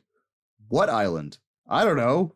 Any island. Like just, I was like, that doesn't sound like a bad idea to me. That was actually, I was like, yeah, go to the fucking wander. They do that at the end of the Dawn of the Dead remake, right? Exactly. Yeah, they do. I was wondering, like, I wonder if that was like a little like hint. Yeah, like So we get continued character building. Fran's keeping her cool through this. I mean, if this was Night of the Living Dead, Barbara would just be catatonic this whole time. Fran's actually like fueling up things and participating and helping. One of the big things Galen Ross said is that she refused to scream during the film. She felt that Oh, I did Fran hear was a that. strong female character, and if she screamed, the strength would be lost. She told this to Romero once when he told her to scream. He never asked her again after that. Oh, So- shit. All right. Love it. Yeah, Love it. great. Let's hold up with that. I love how Romero is so pliable with his actors. As in like he's like he seems like in a lot of interactions like he will want something, but if the actor is like very stern about how they feel the character should be, he's very like, cool, do it. Like It seems like, from what I know from his this earlier stuff, is that he was very collaborative and Yeah. very Right. open to everybody. I only quantify the early thing because that's all I know. For all I know, he was that way his whole career. I just don't know. I don't know. I don't know. At this point, they take off. They have their cigarettes. They fly over our landscape, showing shit of like the military, civilian stuff. This is when we get our fucking redneck Very- militia and police, very like all going end about. of Night of the Living Dead. Yeah, Yeah. Oh, Yeah. yeah. they're going about shooting Ding-a-dang, zombies, ding-a-dang, drinking ding-a-dang. beer, having a great time, enjoying the hell out of it, I was drinking, like, laughing, taking Shooting pleasure. random zombies. Shoot behind you. I like that there was two separate scenes where someone was like behind you and they all jump and then just spray bullets. There's something about the two guys laying on the hillside with the three zombies walking towards them, and they're just taking turns trying to take them out. There's something about the way that looks that Well, I love. I think it's just two different ways of their handling the situation. Cause like you go from the city, which is like, I mean, it's mass murder. You know what I mean? Like, as in like these guys 3 weeks ago were like normal cops and normal SWAT members. And I'm assuming in 3 weeks in, you have now killed hundreds of fucking men, women, and children. If you're alive, for sure. If you're alive, for sure. And then the like, I mean, you've got guys that are like in the tenants, in the hotel tenement scene. Like, there's fucking SWAT guys that are blowing their own brains out after killing fucking dudes, and like, it's just so heavy. And then you go to this part where they're just like, ah, shit, I missed. Oh, all right, got him. All right, perfect. Where it's like, they're so laid back about the entire experience in comparison to the city. It's like fucking wild. Well, but it almost makes sense, right? Because with them being so spread out, it would be less of an immediate threat versus the city where there's so many people and it's in such a small space. Oh my Plus, God, most of these folks you're shooting are from the city anyway. These aren't your neighbors. These are city folk. These are city folk. The group at this point, they see all this. They're like, oh, they're probably having a great time with this. They stop to fuel up. Roger takes a pump. Others spread out to check out the grounds. Peter checks out an office area thing while Steven and Fran go look in some old airplane hangars. Fucking Peter encounters Flyboy. something. What? Yeah, why exactly? I don't know, to go check shit out. I'm like, guys, like a lot's going on right now. And why did they leave the helicopter running the whole time? I guess it's not like a car where you should have laid it on while you fuel it up. It does. See, it makes sense if like when Flyboy was doing the gassing up. So like if he had to leave on the spot, he could just like drop the shit and go. But it's like, why leave the motherfucker on if you're going to be taking a 20-minute walk around an abandoned hangar? You know what I mean? Like, I don't know. I don't know if it takes a minute to start to kick up. On. Like, you just don't want to be caught in Right, that but if he's situation. not there, no, they can't take off anyway. They Well, got right, for him but to get back. Right, he's wandering off no matter what. So he's like, I'm going to leave it idling because I'm going to wander off. We're just going to chalk it up to we couldn't get helicopter zombie death if the machine was off. That's Certainly. true. Yeah. There you go. So Peter, while he's in this office area, he hears something behind a door. So he's like, oh shit, zombie. Starts shooting the shit out of that Pop, door. pop, pop, pop. That alerts Fran and Steven. They run out of the hangar and they're immediately attacked by some zombies. Steven struggles That was with a one pretty of them. good jump scare for me. Because he started running and immediately right there, Boom. zombie. Yeah. I was like, oh, fuck. Nice. No, it's good. So he's ultimately able to get the upper hand and reaches for a hammer that's on the ground, grabs that, smashes the head of the zombie. He and Fran run away. That was such a weird scene to me where it's like he's struggling to get the hammer. Fran is standing there and This like being is, like, should I? Should I? Like, even as a character in the film, you're like, maybe Flyboy should die. He's kind of a piece of shit. I was like, to me, this really belays Fran's strong woman character. Like, why would you just stand there and fret? This was my like moment where I was like, Fran, you're not doing anything. You're just in the middle looking back and forth. And I was starting to wonder because she seemed so strong at the very beginning. And I'm wondering if it was like, oh, when Steven is around, maybe she feels like she needs to be a certain way. Listen, I don't want him to think I don't want to impose. a strong Because woman, later on, it kind of so makes I'll let sense him when fight for himself. Yeah. Like she's like, oh no, I can't put myself in danger or something like that. But it kind of makes sense later on when she kind of stands up to him. oh, totally. Mhm. Sure. So they run away. He does this really weird like smack against another zombie fall over thing for some reason. That's hilarious. The flailing. Yeah. Ultimately, Roger's still Peter was shooting at this door that opens up and we get two little kid zombies running out after him. And Kid 4, he didn't know that it was going to be two little kids that ran out. So that was exciting. So his reaction He didn't so he was know? like, oh shit, no. Oh, whoa. Oh damn. And then while went this there is then. happening, it was great. It's really surprising and fun. And he just picks him up and throws him on the couch and then Yes. shoots the hell out of him. Yeah. While this happens, Roger's almost attacked by a zombie, but the zombie's trying to climb over some boxes, gets a little bit too high. And I love nice little that, head like, chop. I love it when this zombie is first introduced. This guy's got an elevated forehead, like Frankenstein. Like he's got like a flat top. Yeah. He So looks like like Frankenstein. immediately, Yeah. I'm like, something's gonna happen to the top of the zombie's head. Yes. And Yes. then I was just what you So get this- is great. This was the scene that I saw that was in like clips. This specific scene. course. Yeah, this is a And famous one. special effects wise, how they pulled that off was funny enough, Sam. The helicopter was not on, and the blades I know. were animated. So Really? Yes. And then Savini was off camera, and he pulls a fishing line type thing that just shears. Oh, that's cool. The top end of the head off, and then the squibs with blood and stuff like that come down.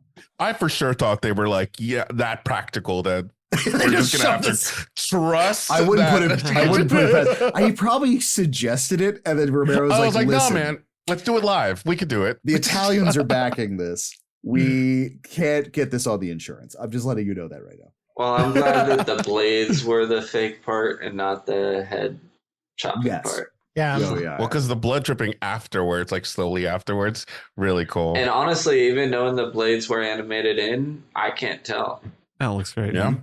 Steven notices a zombie creeping up on Peter, and he's going to try to take a few shots as he points his gun right down at the zombie and Peter. But Peter's he sucks. face was like, "Oh Like, god damn it!" You He ain't could good have at killed this. me. Roger steps in, takes care of it, and eventually this leads them to fly away, figure out what the hell to do next. But yeah, that My whole boy fucking- Roger coming in to save the day. It is Fun. so Quick funny 1-2. because he just like Steven is trying to is trying to shoot the zombie, and then he just pushes him out of the way. It's Yes. kills me every time. Both times, like the one with I guess the classic. They refer to him as the airport zombie. The one that has like half his face fucking like melted Yeah, with the eyeball he's and like shit. the zombie I picture if I think of this Iconic. movie. He's like, The poster zombie, you know what I mean? But yeah, I love the fact in both times he like fucking just comes in and slaps the rifle, and like I love how Flyboy just puts both of his hands up in the air and just keeps them there. Like he's just like, all right, I've been emasculated. I let me may just not observe. fault him for the aim, but I'm gonna fault him for getting in the way. Oh yeah. Mhm. I'm like, if you're gonna shoot, I'm trusting you to shoot, and if you can't, then now I gotta come in. Well, that's he's why a I like dumb when. dummy. Oh, dude, I love the fact when Peter literally gets out of that area, brushes himself off, gives the thumbs up, and then walks up to him and points the fucking rifle directly at his face. And he's just like, how do you like it? yeah, so this is what the receiving end of this is. Can we not fucking do that again? Thank you very much. This is what made me love like the dynamic between Roger and Peter here. I think Yes. it was. I'm like, yeah, these guys I fuck with. Yeah. And it's also like that classic Romero, like, dude, like Peter's just like a strong African-American character who is not going to take shit from anybody. I Mhm. fucking love that. After they fly away, we come to the next morning, them reaching our shopping center. So we're finally kicking it off, getting to our mall here. Ooh, yeah. Helicopter lands on top of the roof, and the group realizes this place might be a little bit safer for a minute or two. They kind of start Yeah. checking out the windows from above, and this is going to soon start Romero's satire on consumerism and Consumerism, what all that means. materialism. We start Yeah. we're gonna start Greed. getting into that real heavy soon. Yeah. I will say it was a lot more infested with zombies than I thought it was. I was like, oh no, we're still gonna have to work our way More around. than you had to deal with. Yeah. Oh, Certainly. huge. Yeah. I mean, how lucky were they that this mall keeps a bunch of MREs Yeah. just in storage? They are Oh my so god, the damn civic lucky. the civic Zero defense. sense. Yeah, none. Like was the civic defense like like 2 tons of water and then like 100 years worth of like MREs and stuff Well, I like guess that. this has been going on for 3 weeks, right? Maybe this This was is some like a sort of supply point. outpost Yeah, man. or something. Oh, could be. I guess. I mean, I feel like it would have been so much easier to just explain it away as like the mall had a fallout shelter, which would naturally be stocked full of this shit. That's And true. like, It could have been explained away in multiple ways with one line, but they didn't do it. It's never concerned me. It's just funny. You know? It's ridiculous. It's hilarious to think about. I've never really thought about it. I'm like, oh yeah, I guess they do have a bunch of I wonder food if it's here. because it was a functioning mall that like they were like, oh yeah, we can do a Fallout shelter, and then they're like, the management comes and goes, hey, I know that we're getting allow you to do like 2 or 3 scenes in the pipes and one that, but you cannot shoot down here for like a month, so it's got to be in the attic. Sorry, that's the only change we're gonna do. Well, all of these scenes, this room and all this kind of stuff was filmed not at the mall. This was all offsite, like production Okay. Oh, shit. So I need Makes like sense. the back. Yeah, exactly. you don't need So- to be there for this. They make their way into this small, I said storage supply area, and they decide they're like, this is a good area to hold up for the night. Peter and Roger figure out that there's a lot of good stuff in the mall that they could use. It's time for a hit and run, as they say. Hit and run, baby. Oh yeah, hit and run. Yeah, Hit and they're run. real excited about this. They're about to go down for the night, and they're like, "Ooh, what if we actually do a little hit and run?" So they work their way through the back hallways, maintenance rooms where they find keys and some more walkie-talkies. This is like that pipey steam room. I As they love that, explore like, them all, sorry, I love the fact that like having 2 characters that are functional SWAT members using tactics like this, like I was stoked on that, where I'm like, okay, cool. It's a character that's actually using their skill set and to do something like this and pulling it off. I love how opposite their body types are. Yes. It's Oh, like yeah. it's the odd couple, Like, dude. I the love it. tiniest little slight white guy and like just this tall, The gigantic, tallest guy. strong, black dude. It's awesome. they were concerned about that as first and didn't want to hire the guy who plays Roger because they were worried about him being too short compared to Ken Forhee. I love Went it. with it, and I think I thought it it was makes cute. for a great I'm dynamic. glad, yeah. Yeah. And they exactly. add some dialogue in it about it. Fun as shit. Mhm.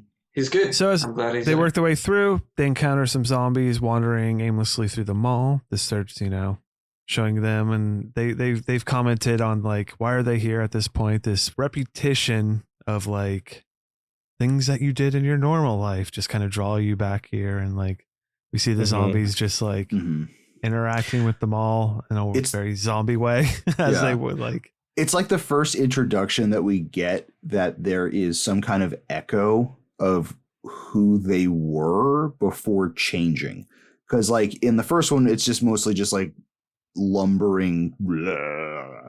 And now this is Yeah. giving the idea of like, okay, well, maybe they were here so often that like just instinctually they're just migrating here because this was some part of their life. Yeah.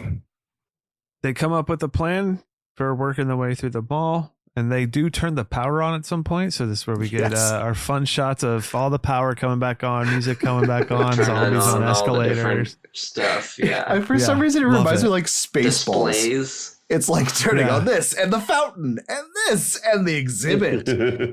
So I thought that's just a super fun scene. Yeah, we get zombies just being goofy because they don't know what's going on. We get the Peter- introduction of my favorite zombie, and it's this woman, I think in a nurse outfit, who shows up many times Mm-hmm. until the end, actually. Huh. Yeah, a lot of these zombies you see throughout the whole film. Yeah. The nun, there's there's one a I nun like at to some call point where I was Fido. like, Oh. There's a Fido from the movie Fido, the fucking older looking zombie guy. You see him. He's all throughout it. He comes into the room at the end of the film. He's wearing like a Good for sweater him. vest and stuff. I was like, oh, there's a bigger dude who's shirtless. And Oh, yeah. we came up with a theory that he was just at the pool and then got bit, unfortunately, and then made his way to the mall. that makes sense. Maybe. Yeah. Yeah, a lot of these people just kind of made their way there. I love the cast of characters. Like there's like a guy that has his baseball glove still on.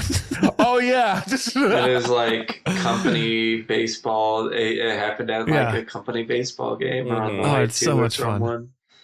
So Well, I guess if he's wearing the glove, it was during the game. exactly. I like that one. You have like a moment of realness with that one when he's sitting down Oh. in front of the Oh, window yeah. with Bryan looking at him and kind of like Mhm. remembering this was a person. No. They after they get all the kind of power back on, Peter and Roger make their way to a department store, and they have a small little tussle with some zombies. Ultimately, they get in, and it's time to go shopping. Were the They're doors fucking- originally like automatic doors? Or because like The way whole, they open is the very way that- strange. it was because it kind of was part of the problem for most of the movie. Well, they probably open, fold up against to each other. Yeah, like in a court, like however they do it, so that normally on business hours it would just be completely open, whole Oh, thing it would is just open. be to the side. and you wouldn't worry about Yeah. doors. Got it. Yeah, because I was like, damn, if this door was just not that way, it would have been easy to I close. would never shop in that store if that was a real door to get in there. I ain't going in that fucking place. I Have you just seen don't that like door? going in there. I just don't like it. Yeah. There's something about that door. Makes me feel fucking stupid every time I gotta go into this place. But they have like everything in there, but Oh, like yeah. it is like a Sears or something. They have their department section. It definitely, yeah. Is Sears still a hardware. thing? Are they still around? I think good Jason question. Penny's is gone. Good question to all of There's no those. Sears around me anymore, I'll tell you that. Yeah. Let it be known. So it was written. Peter and Roger are down here in their department store. They've started shopping and everything. At the same time, Steven has woken up and decides he needs to go downstairs to help and see what's going on. Trying to be fucking Flyboy is This like, fucking guy. this guy, just fucking calm down. You're not a leader, dude. It's fine. Like, That's the problem. Is that exactly. He, wants to, He has like, main yeah. character syndrome. He's trying to be the leader of the group. Yeah. So he's trying at any moment. The guys, they gather up supplies and they figure out how to get them back. While Steven, he's made his way into the maintenance room, I keep calling it, area. He finds a Mhm. gun and some schematics in this area. And we notice this rogue zombie like walking in the shadows, which I thought is really cool. When you get that, That was shot really of cool. Flyboy in there looking at the schematics and through the window out in the steamy pipes and darkness, you just see a figure move. You just see that was really Mhm. cool. That creeped us out. That was good, effective. Flyboy again sucks at shooting. This rogue zombie This comes whole upon scene. him and he's terrible. He shoots 6 times with It this looks gun. good, but it drives me crazy. Because it Yes. was all of this is just very preventable. Yeah, he's so Yeah. stupid. He is so stupid. Why he's so Yeah. stupid? Why he's so stupid? What? I don't know, because he's just fly. He knows how to fly in a we fucking watch helicopter, horror and that's it. movies. We don't complain about characters being dumb. This Not guy's that dumb often. as fuck. He's stupid. Flyboy, you dumb. Chuddle the Mhm. Pod. So eventually, he's able to take this zombie out. Peter, Oh, he's a quick question. yeah. When he was shooting at things, were there bullets like going like Ricocheting, or was that pew, echo? pew? I think it's supposed to be a ricochet. I Okay. believe to some degree, yes. Well, because he goes like, or maybe he doesn't do that. Maybe he just I looks think he that does. way. But like, okay, No, there's definite implication that there's a bullet ricocheting around. got Because it. Okay. I mean, Peter makes not, I don't think in that room, but makes another ricocheting. Don't shoot in here. The bullet will ricochet around. So we live in a world where bullets are ricocheting. bullets around. will come back at you. Definitely not in that room. It's towards the gate where he's like, the Right. bullet won't fit through Yes, the hole or something. It's that's like, have you seen this could. fucking gate? You could walk right up and kill all these things. Right. But watch out. We might get some ricochet. So, yes.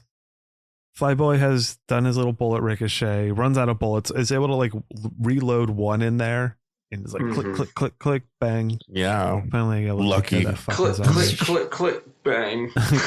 click, click, click, click, bang. This I like time that I'm song. gonna let it all come out. No, not that one. Our version. Is it a different song? Are they all the same? Click, click, Peter- boom. He's able to get to Flyboy, leads him back to the department store. Peter, at this point, I mean, we get a lot more of them hanging out, but he's been thinking maybe we got a good thing going on here. Like this fucking mall. There's a lot of Yeah, shit. I'm on board. So they That's work what their I would way be through thinking. some vents that Flyboy's like, hey guys, I found the schematics. I can actually help here. Yeah, hey, Like, good for good something. job, guy. Good for something finally. And they figure out there's some vents that can get them back to our supply room. We get while this has been happening, we have our Hare Krishna zombie that's been working Mhm. his way through the back rooms to get to Fran. He Mhm. eventually makes it to her and attacks her at the top of the stairs, breaking into the room or like pushing his way into the room. Essentially, she's able to kind of fight back, keep him at bay with some like flares and stuff until eventually the rest of the guys arrive and are able to like smack it on its head and take it out. Well, because he took the only gun that they had with him. Right. She was left with nothing. She was left with no weapon. Exactly. Yeah. What happened to Hare Krishna? Are they still around? They're not. I pass them all the time. What? I pass them. Oh, Well, I haven't seen them anywhere. don't exist. Oh, it's by I mean, they're not at airports anymore. That's for sure. by Columbus Circle, right In at New the York entrance New At the York entrance? City. to New Central York Park. City. They were there today. They're there. I can usually find them most days, just out there. Okay. You've been in New Jersey too long. I've been in You New got to go Jersey to too long, yeah. New York. The New York York for chapter the of the Hare Hare Krishnas. Krishnas are going strong. They're out there singing. I think I took a picture when I took a picture of them. I think I sent it. I don't remember if I did to our group chat. It was around when when we did Final Destination, I think. Because isn't there a Hare Krishna at guy the in airport. that movie? And the teacher's In the like, go first fuck one. yourself, basically. Oh, So I sent a picture and I was like, should I tell them to go fuck themselves? oh my God. So there's that. I don't know. In New York City. In New Only York in City. the New York of City. all am I places. right? Only find that in Out of New all York City, places. isn't it? A crazy place here. So Also, random thought. Mm-hmm. I also because she climbs boxes, right, to try to get away from him. These boxes and there's these like tubs. I forgot what's inside it. I think they're just like survival stuff in I there. think so. But they look like just big tubs of ice cream to me. Oh, I just that'd be Oh. want fun. to make Okay. I just want to make that known. make that note that I thought it was ice cream the entire time. Nice. I'd eat it still. Oh, the ice Everyone- cream room. The ice. I mean, might as well be. There probably is an ice cream place down there. and the place has had a lot of power. I literally just looked out and saw like Ross like Ross Pop jump in. scared Sergio. I'm sorry. At this point, everyone rests and thinks about what to do going forward. We also learn that Fran is pregnant. We then get a montage of zombies walking around while a TV news report plays, and Yeah. just get some more of those fun zombie shots living in that world. Good stuff. The next morning, Peter and Roger are on the roof. They seem to have some sort of plan they came up with. Fran wakes up and she lets them know that she wants to be part of the plan. She wants to be part of the group. She wants to be let in on everything that's going on. Mhm. There's 4 of them here and she's one of them. And understandable. She's not going to play den mother. This is great. Mhm. Yes. This was she's like after she got so she did good. a minute after she got attacked. She's like, whoa, that was pretty fucking traumatizing. She collected herself and was able to act upon it pretty quickly there. Well, I Yeah, think it's at great. this point, there's like this massive switch, I think, in her character and how she acts towards Steven. I think Yes. it's no longer this like, let me run into your arms. It's kind of like, actually, we're coworkers. Yeah. Yeah. We are, Well, it's Don't also like even. the second time kind of that he's completely and utterly dropped ball and yeah. put her Mhm. in direct danger. And now she's like, fuck this. I'm not, no. Like And I'm firing you. He does dismiss her a lot, especially when it comes to like what she thinks we should do. Yeah, He just absolutely. doesn't want to include her at all. Mhm. Especially because he's trying to play that machismo like protector role type of thing. Listen, she's like I'm she's the kind of weather letting guy. him but she's like, you kind of suck at it, dude. You're really bad. And now at this point I she's like, thought that I'm gonna learn to fly the fucking helicopter now too. So Yes. that's also Oh, gonna yeah. teach me. Fucking that's brilliant. yeah. Also, I thought that he was the traffic reporter. Mhm. Was Oh, he not the traffic weather reporter? I didn't even think he, He was a is, reporter. Well, yeah, he's the guy. Wait, hold on. on Sorry, the I gotta air. take it back. Meteorologists don't Listen. use helicopters. I'm the traffic guy. Yeah, he's like, yeah, because I think one of the cops Sounds says about right. like, he's like, oh yeah, Steven in the air or whatever. He's like, yeah, Oh, I'm yeah. Steven. Yeah. And I gotta say, and this is gonna sound really disrespectful. I don't mean it as disrespectful. Oh, Fuck traffic guys. Ooh. But like, Hot take. I kind of feel like the traffic reporter is Uh-oh. like lower on the like ladder in terms of importance Journalism. of journalists. Like literally, you're just like, oh, there's a lot of cars on that bridge over there. You should probably not go there. And he's over here acting like, oh, I can fly the helicopter. I'm like, big man on campus. He's the worst. He sucks. Flyboy is the fucking worst character ever. Terrible.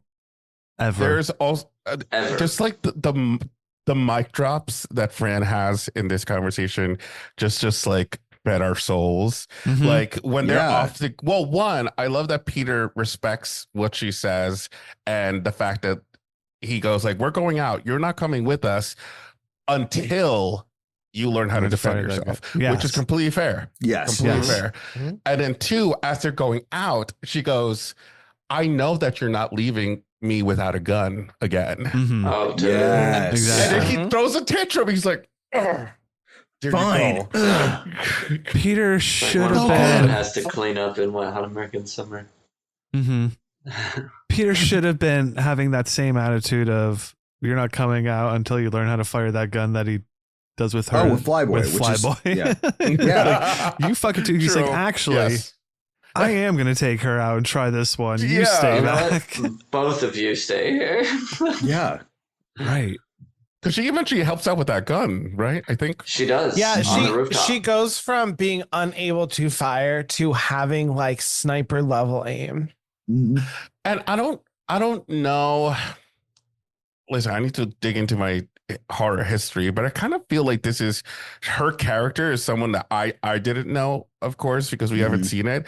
But now seeing it, like I feel like she is contributing to that very big, like final girl heroine characteristic Yeah. character, like one I mean, of the it's first kind of. 78. It's still early. Well, yeah. Yeah. Well, and I kind of think that like this is probably partially I don't want to say overcorrection because I think that her character is great, but it definitely feels like a deliberate correction from Night of the Living Dead. Oh, where, totally. You know, because we talked about this last time, right? Where Oh, Barbara yeah. was supposed to like have some fight in her, and then she just sat on the couch and stared off into space the entire movie. I just went And- crazy. So like I think that the way that they gave her character like her own attitude Mhm. was great. I really appreciated that. Oh, totally. And also it's like it's such a cool transition of seeing this character because obviously it's not just happening in like overnight. We actually get like the span of do they just say how long they're in the mall for? I mean, it's for a minute. It's multiple months because they Yeah. show later on they show like a calendar on the wall where you see at least 3 months of every day crossed out, Okay. and she's like visibly more pregnant. So Totally. they spent a couple months here. And it's cool, What- like her character developing through that, like learning to fly, learning to shoot, and like honing skills instead of just catatonically sitting in a corner somewhere Yeah. in the Yeah. furniture department. Yeah. So the group has decided that they're going to seal off the entrances. Roger, by getting all these trucks that are out there and barricading up, basically is the start of the plan. While they're doing all this, Roger's fucking losing shit. He's hooting and hollering and fucking getting super excited. I don't I know was what on his board deal with is. this for a little bit. I was like, okay, I like the energy. And then at some point, you're losing me here. Yeah, like Where it's dial like, it did back, you, buddy. was there something in the pharmacy that Was you there took? some like Because like you're on some uppers, dude. Like you're on some Uh, fucking happy pills. But I mean, I guess that naturally, I think that would affect someone mentally if you were in this situation, right? Yeah, he's starting to psychologically break. Because I mean, Yeah. like they're also doing the most extremely stressful, scary situations out of the Oh group. yeah, Oh, certainly. So in this moment, as he's losing it, and one of the times he forgets his bag in a truck, they have to go back to get it. And while this happened, Roger gets chomped a couple times. He gets the bite. Why is Flyboy following in the helicopter this whole time? Oh, who It knows? doesn't seem particularly 'cause he useful, wants to and it feel feels like he's- a big Waste of waste fuel. of fuel. Yeah. Yeah, that's Yeah. precisely it. But it's again him, I think, 'Cause it- feeling like he's helping. Because they have radio contact, right? Is he supposed to be like a fucking lookout? He them? doesn't know because when he sees that Roger's going to get attacked, he just kind of lowers the helicopter and is trying to get their attention. Oh, Yeah, so he's just being an asshole. So he's just Yeah. up there being a peeping Tom and just wasting fuel. Yep. Oh, okay. Yeah. All right. Fly Okay. away. Yeah. Yeah. Yeah. Fuck you, Flyboy. Right after complaining about how like we have to conserve as much fuel as possible because you know how many times we'll have to stop to get to Canada. Yeah, It just makes me think every time he has a tantrum, he just goes up in his helicopter and just does circles. Why? Oh, I hate these people. Says all the things he can't say down there. I do have to say though, when Roger was like, I get that like he definitely has some adrenaline pumping through his body, right? But this could have been entirely prevented if he had just shut the door the first time. Yeah. Because then he wouldn't have gotten all flustered. Mhm. And I don't know too how amped you up. missed that. He was like, He's just oh, amped. blah, blah, woo. He already had lost it in sort of a different direction. Yeah. Yeah. Even with like, I think Peter was even trying to put him in check. He's like, no, I got this. I'm fine. Don't, no, I'm good. But I agree. think It was Peter caught on. ridiculous that he didn't shut the door. Yeah. What are you Yeah. doing? He gets attacked, all beaten up and everything. They bandage him up. And this takes us to the group. At this point, they need to start stocking up on supplies and working to establish more security, locking shit up, closing places up and everything. There's a gun store here. They're able to loot that. So that's where they start getting a bunch of fucking ammo and weapons. Is this where he says the line? I think it's Peter's character is like the only asshole who can miss with this gun, or the only person who can miss with this gun is the asshole who could afford to pay for it, or something like that. Yep. Which I was like, such And such a then great line. we see Flyboy miss with that gun later in the movie. Yes. Fucking Flyboy. The group goes back out to the department store to regroup a little bit more, start talking about the next part of the plan, which is locking down the main entrances. I do like that we like just wheel around Roger on At this point, our in his little adventure. wheelbarrow. Yeah. His little wheelbarrow. It's like, I ain't dead yet. You're going to include me. I'm going to help out. I'm like, Yep. okay. All right, sure. Fran's like, hey, why don't you use one of those cars that are on display? That might help you get around. They're like, oh, that's a good idea. So they hotwire that, are able to get in and fucking work up. This has a gnarly scene of one of the zombies like gripping into Roger's wound, his leg bite I love wound. that. Just the Yeah. fingers, So like simple and so effective. Yeah. I was not expecting it to gush the Yes. blood of blood. yes. Oh, I felt that. Bright Yeah, red for sure. Italian goo. And he also does that. The Roger pain sounds are also just ridiculous. Like, I'm surprised that he was still able to keep going and like, Yeah. does he drive the car? He's No. determined. No, he doesn't Oh, drive the he car. does. Well, I think he drives the car. Does he? I think he might, yeah. sure, So good that's for why I'm him. like, whoa, okay, trooper. You're doing it. You're doing got the the thing. car. Oh God. Well, this takes him kind of going around, locking some stuff up. They eventually, I guess, get it. Doesn't really show up, but they get everything locked up. And this is when they get whipped. They whipped them. They whipped me good. Something happens like Yeah, we that. Or whipped something. Oh yeah. Did We whipped him. Yeah, we Yeah, whipped him. We whipped him him. good. Tell me that and everything. He's This is when back in the Roger's. room. They've like dying. essentially cleared the inside of all zombies. That's what happened. Yeah. They also devise a plan to wall up, like create a false wall or just Mhm. a straight up wall leading to the hiding area, leading to the hallway hiding area, Good, so that if yeah. anyone comes, Yeah. including looters, they won't know anything's here and they'll be able to remain Yeah. hidden. With the zombies outside, resources inside, the group starts to enjoy a little bit of a normal life, it seems. They start to treat themselves to some fine clothes, gourmet food, luxuries they couldn't afford otherwise. Take a bunch of money from a bank. I love that Yes. when they like Oh, hold and up just the throw stacks of it money Yeah, to to the the security. Yes. yeah, that's I really I fun. love that. They entertain themselves playing arcade games, living it up. Candy. Yeah, Oh, so much everything's candy. fucking. So much candy. They're rolling. They're having And they a have an good time. ice rink. Yes, Yeah, that's look not at there that. anymore. Ice Mall. rink Yeah. at the mall. I mean, granted, I think there is a mall that has like a whole ass roller coaster like theme park in it. True. Sure. Oh yeah, there's a couple. In Minnesota. But I wasn't expecting an ice rink. There's one in That's Jersey, I true. think, too. So they're having a great time. We also get this moment, how they look. Ken Forhey and his fucking like fur jacket, all of them holding guns and having bandoliers. Immaculate. This is just like the imagery for any fucking zombie game nowadays where everyone's a character. You find clothing throughout. Just obviously inspirations for games like Dead Rising and all those aspects to it. But just so much of that character, everyone, just this heavy character visual feel to the also just zombie like the level of like consumerism too. You know what I mean? Like where they just have this huge amount of just back to normal life, which is back to normal life, and also like wearing the things I could never afford in real life, jewelry I could never afford to wear, like being able to do kind of It's and this is when also Peter says, "When there's no more room in hell, the dead will walk the earth." So we get that. Such a good line. Yeah, it's great. I do have a question for you guys.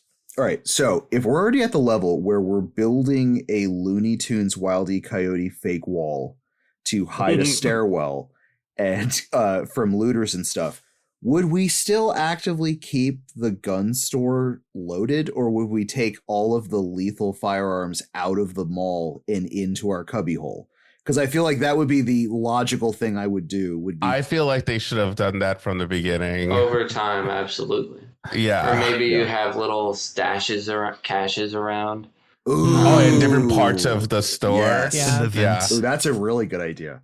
That would be smart. But I do think that like they kind of felt like the mall was just theirs, right? So yes, that is. I don't know. I think that they were all comfortable enough that they're like, we don't have to like accumulate and centralize anything because we can just this is all ours. Go to it. It's all ours. We took control of this place.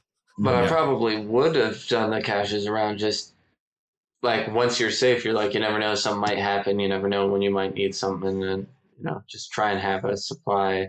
So no matter where you are, you can. But then they got fur coats, baby. They're on an ice rink. I love that they deliver the tagline of the movie while they're in like fur coats. Yeah, just looking fly. Yes, it's almost like spoils of war.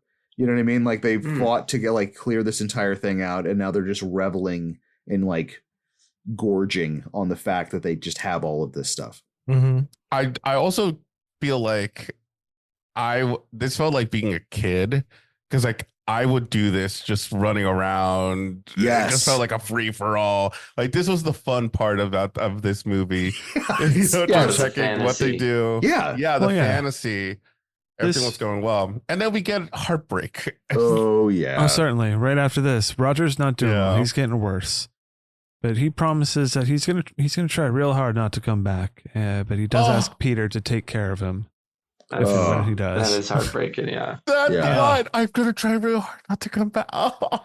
It was and I really appreciated this because I didn't pick up when we first watched it. I didn't pick up right away that in the scene where they are raiding the big apartment building, they are just meeting for the first time. Yeah. Because when we're in the mall, they're like the best of buds. And yes, I just really appreciate their bromance, for lack of a better term, of how much they really came to care for each other and depend on each other, and that he could just feel that way, knowing that it's inevitable. He's going to turn. It's like the best version of trauma bonding. You know what I mean? Where you've just done with so much fucked up shit, and then at the end of it, you're like, dude, we experienced the exact same horrendous shit. I love you, man. You're amazing. Also, he was so useful. Yes. He was yes. Take Steven. No, I'm kidding. Right? Take Flyboy, please. Well, I mean, when that happens later, we can see the difference between the two just in how long they're able to hold on to being human. Oh my God, yeah. So this is the end of Roger. Peter is forced to shoot him here. He looks really good when he's dead too. I love his dead. Yeah, dude. It's really cool looking. Mm-hmm. The remaining survivors, they continue to live on. Peter serves Fran and Steven a fancy dinner while he goes and drinks with Roger's buried gravesite. They continue living, but tensions are starting to running high. Fran's wondering what they've done to themselves. She's like, what are we even doing? What are we even doing here? What is Steven this? kind of proposes to her. right? Yes, And yes. she's It's like, and this is another moment where she's like, no. I'm good. Never. I'm fine. Even in an apocalypse. Right. No. I think I have some other options out there. Yeah. I'll take my chances. She's like, I really want to learn to fly again or continue learning. So she starts kicking that off. This draws the attention of some bikers. Yep. With one of them, Dun, dun, notably Tom dun. Savini. Tom Savini. He It's has Tom a lot Savini. more in this extended cut, doesn't he? Oh, yes. And I was like, I don't remember him being in this so much. No, Yeah, no. In the he's- extended cut, he is definitely more of a main character in the bike gang than just like, because I think in Oh, the he's theatrical, not in the theatrical He's one? there. He's- The he's bikers there. in general yeah, come But in a there's little bit no- more chaotically. He's kind of like a leader in this one. Yeah. And he's not that. He's just like another one of Oh, the yeah. guys. The more because leader there is one also the guy on another the radio. dude. Yeah. There's also another dude who's kind of like a leader type Yeah. also. Yeah. Got it. Yeah. I don't know what it is about Savini. Got a little bit of crush on him. Just a little bit. dude, Nice. young Savini, man, he's Young got like, Savini. yeah, I see some of the background photos when he's just like doing, I'm like, man, there's something about a guy just doing what he loves. That is Mhm. yes, good in my book. yeah, Nice. So the bikers are alerted. They decide, all right, we want them all and whatever's in here. We're just going to go ahead and take it at nighttime. They gleefully trash the place, draw zombies inside, overwhelm the group and everything that they have so carefully tried to protect and maintain and make Yeah. their own is just destroyed in a matter of seconds. yeah. Do you guys have played The Sims, right? Mhm. Yes. Yeah. This kind of felt like I was playing my Sims and everything. I got everything built, and then the burglar comes in out of nowhere yes. and takes shit. And And you're I'm, like, Everything away from Yeah. you. You're like, and I'm I like, work so fuck. hard. And I feel like this is, I mean, obviously this would happen, but it just felt like everything was going great. And then like, let's just pop in some biker Some dudes. fucking Yes. bikers. Yeah, so they come in, destroy the place. I mean, we just get a whole bunch of ransacking and running amok within the mall here. Yeah. It's forces are two remaining. I mean, Flyboy and Peter are still down there, kind of like looking around and maybe defending, Yeah, figuring out what the hell to kind of do. Flyboy decides like, this is my place. We took, or this is our place. Yeah, We this took is it. You our guys don't stuff deserve or it. whatever. Yeah. And So decides to try to now like he's got shoot the at some of balls? the bikers. it's like, get out of here. Yeah, Idiot. dummy. Bikers and zombies continue to attack each other, and this is where we get some fun, just like bikers getting overwhelmed by zombies and getting zombies. ripped apart and pulled. This is where some real Yeah. cow intestines were used Yeah, when the guts are being ripped out here. Yeah.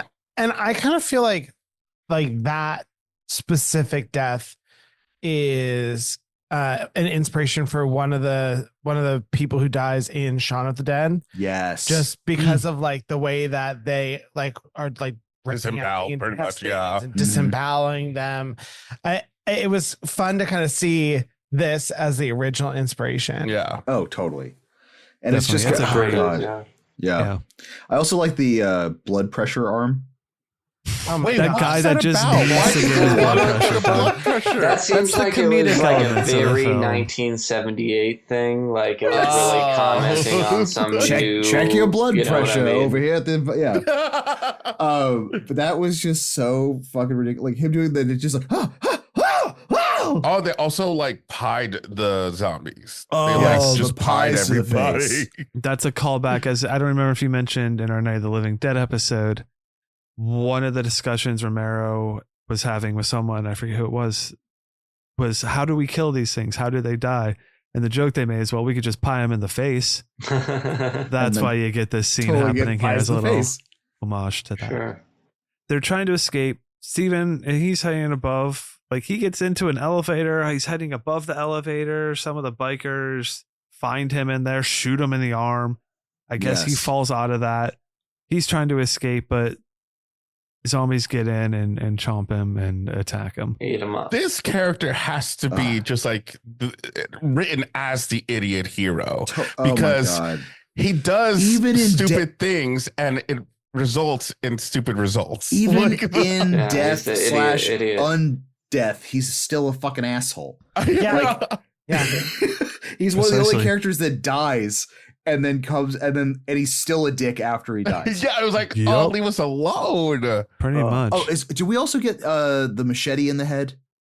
Yep, from that's Savini? happened. Okay. I mean, yeah, Oh, yeah, throughout yeah. all this, yeah. That's my favorite. I actually had a fellow student in high school that actually had just that machete zombie on it, and it just said Dawn on the back.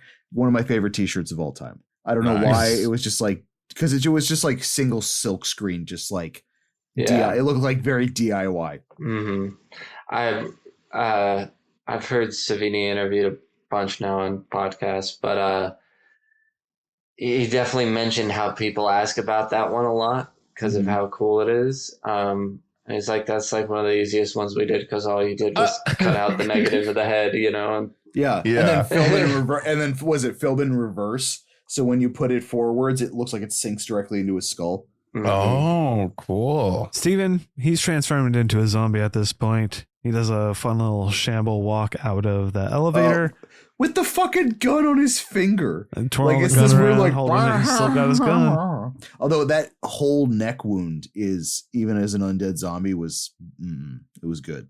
He and you know, Steven, as great as he is about doing everything, leads some other zombies right to that walled up area and starts He like fucking remembers crawling and away. is like, actually that. this way. Yes. Mhm. How is he more useful as a zombie? He's Like, useful to more zombies. competent at doing things. Well, I'm happy Yeah. he He's a- found his people. With you know, full rigor like- mortis. Mm-hmm. Well, he No, what I gets to do- live with them for a short amount of time. What I do like about these zombies is that they do learn. Like they do Yes. like you see them knowing how to open things and climb things and progress instead of just like banging into things and not knowing where to go and sitting in one spot. Mhm. Totally. It's like Ricardo or whatever from earlier in the movie who left the apartment and like Oh, trying go to find find his his wife. wife. Yeah. Yeah. Yeah. Mm-hmm. Peter at this point has made his way up to find Fran again, and he's Oh, is this where we get the brum, brum, brum? It's like the first set of oh yeah, that's Peter forces Fran. He's like, "You got to leave. Get up out of the roof. Get out of here. I'm gonna stay behind and shoot myself because fuck it all. Like what am I Yeah. even doing here?" Well, While I he's didn't know in that these that was last the plan moments, before. I was tough. like, oh, damn. Yeah, it's rough, but he's like Mhm. at the last minute, nah. Then Change fucking out. All right. Yeah. hightails it out of there. I'm Fran glad and he Peter made it. make- I was nervous. I was like, I don't Yeah. think you are. Right? Also, Fran is up. She's taking off right now. Mhm. This was a good amount of suspense for that moment. Oh, totally. Well, it's also with like the track record of these movies is that like anybody could die. And that was like, even with the first one, like Barbara gets sucked out a window or like what you would think would be main characters. So the idea of him blowing his brains out after shooting a bunch was highly plausible. Yeah. And then having him not do it was like, oh, thank God. Oh, Well, Jesus. this movie kind of proved me wrong because I think I started the movie being like, well, I'm kind of predicting that this is going to be a bummer ending and it's Oh, everyone's sure. not Because going of to Night make of it the out. Living Dead. Yeah. Yeah. Mhm. So, but both of them were, I mean, I don't know what happens to that. Right. It's just like They still gotta live here. but- Yeah. Well, because their last line was like, how far can this go? And it's like, not that far. So like, Like we don't have All that right. much gas, and he's like, nah, Yeah. whatever. Yeah, they make it in the helicopter Now and get fucking away. Steve was following you guys around in trucks. Right? Yeah, he gets shot in the head. So luckily they don't have to worry about Steve. Like, trailing Undead behind in a Undead helicopter Steve. chasing them. Oh Endlessly my God. chasing. He like finds another helicopter. Yeah. Because he's Instinct. better undead. Yeah. Memory better tells him undead. how to do it. So in the original scripted ending, Peter was supposed to shoot himself in the head while Fran wow. commits suicide by sticking her head up into the blades of the helicopter. Oh my God. Oh my God. Whoa. Romero, however, had fallen in love with the characters over the course of the movie and felt that the horrors they had Okay. endured, this conclusion would be too depressing. He also realized that they made the film too much like the comic book, too funny to have it end so horrifically. Partially on the suggestion of his future wife, Christine Forrest, he decided to give Peter and Fran a little bit of hope, with Savini remembering that George announced during production that they were going to have an upending. So, yeah. Savini remembering George during production saying that, yeah. Yet, there's great dispute over the film's alternate ending, where some crew members, such as makeup artist Tom Savini and Tasso and Stavrakis, maintained that it was filmed, while director George A. Romero used to be adamant that it wasn't. However, in the documentary of Document of the Dead, which was shot during the making of the film and is included on some DVD copies, Romero clearly states while walking around the mall set that they did indeed film the alternate ending, although he never filmed the effects shots. So they didn't do those effect shots, so they had an extra head. Fran's extra head, which was used as the head that gets blown up early in the movie. In the beginning? What? So that's the extra head that they That's had wild. laying around. They didn't want to waste. Oh, did we not avoid the time loop? Right?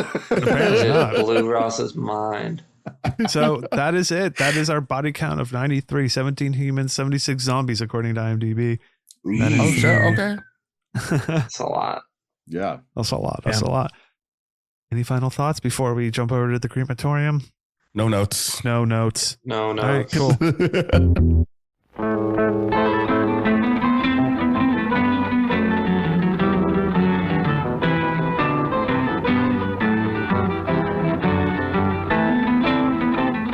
If you're fashion-minded, watch out. Big-time shopping is finally here. Monroeville Mall. Thanks for hanging around through that ad break. There's no ad. There's no All ad. right. Yeah. Our We'll make it crematorium ad. of question. We'll Could we, make an ad. could we We'll put it plug there. in like a clip from like the Monroeville Mall if there's any kind of like old ad and just keep that in between the bump bumps? Yeah. Really If you wanna enhance the find the audio. immersion. Yeah. Send it to Bryan. Find it, send it to me. I'll do it.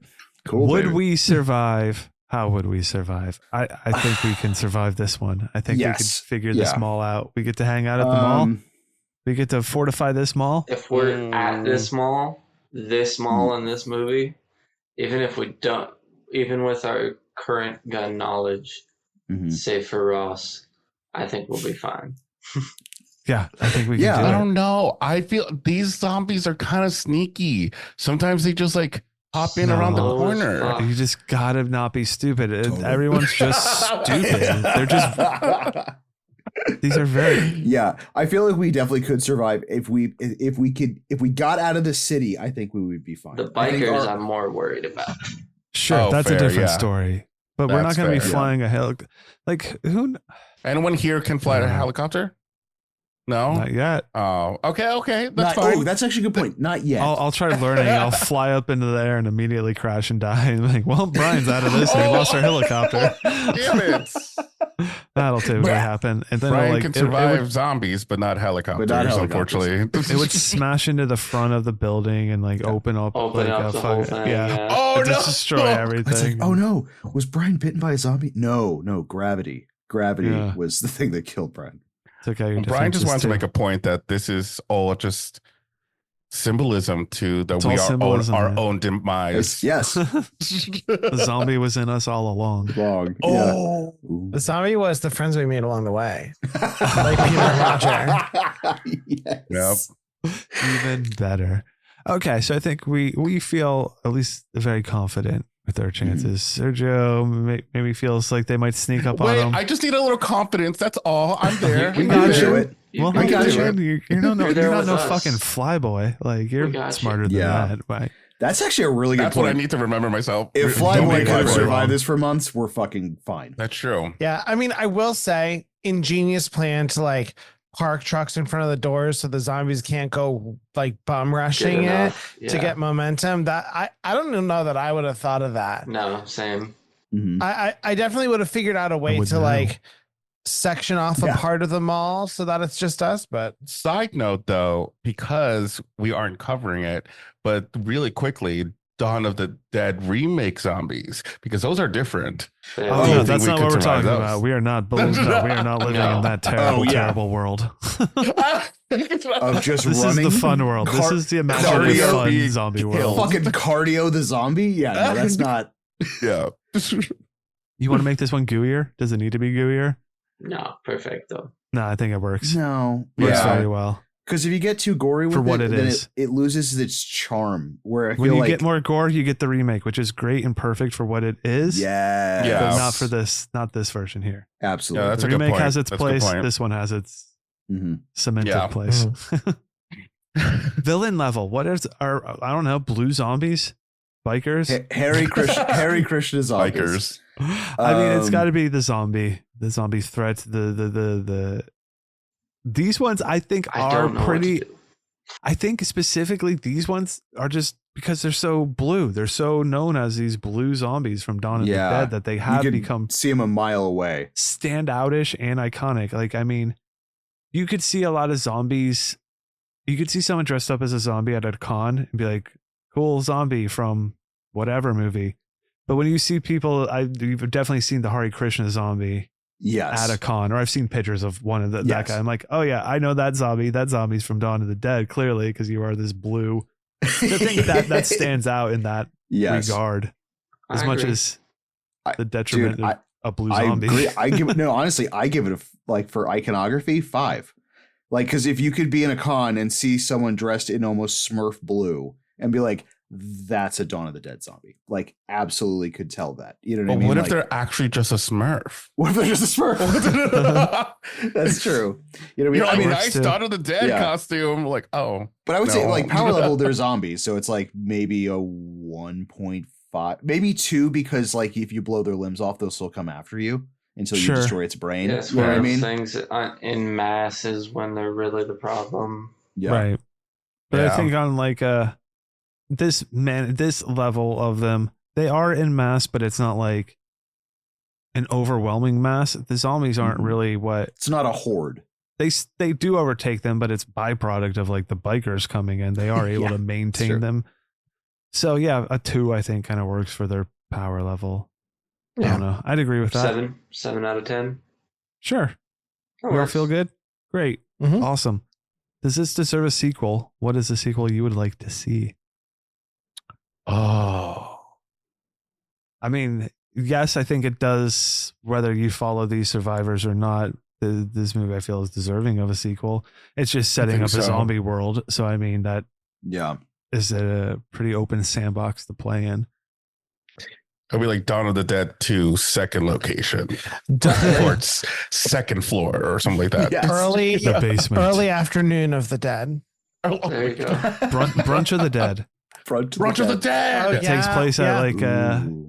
a hoity-toity little brunch restaurant. Yeah. Well, because That's this where it is starts. this is Dawn, and obviously the Dawn that we're talking about in Dawn of the Dead is the one that happens at the very end. So yeah. we have the whole rest of the day. That's very Oh, true. yeah. Well, the event's right. Okay. My Dawn's taking Yeah, I like up, that. but I got the rest of the day. The rest of the day. It's fine. I would want a sequel that follows our survivors, like it. Yeah. Trying to think Yeah. of something outside of the sequel we have. They Mhm. fly to an island, meet up with those cops.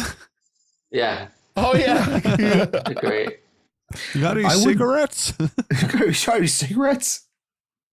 I would, as nerve wracking as I feel like it would be, I would love I guess sequel's not the right choice of words, but like in the same Prequel. timeline, like I would love to see some other characters in the city dealing with like the actual collapse and fall.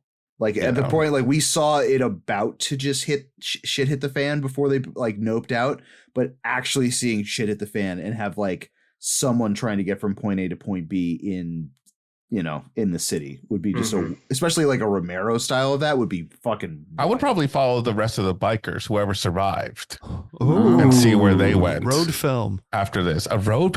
Yes. Ooh. Biker That's a road fun zombie direction. film. Yeah. Good job. Yeah, I like that. I like that a lot. Mhm. Zombie Easy Rider. Okay, cool. Unless anyone has anything else, we'll move on to would you buy the soundtrack or score on vinyl? whatever one you want. You can have all goblin. Goblin? Tim. Goblin. Yes, I get that. Absolutely. Yeah. Agreed. Dum dum Absolutely. dum dum. Super fun. Anything action figure worthy.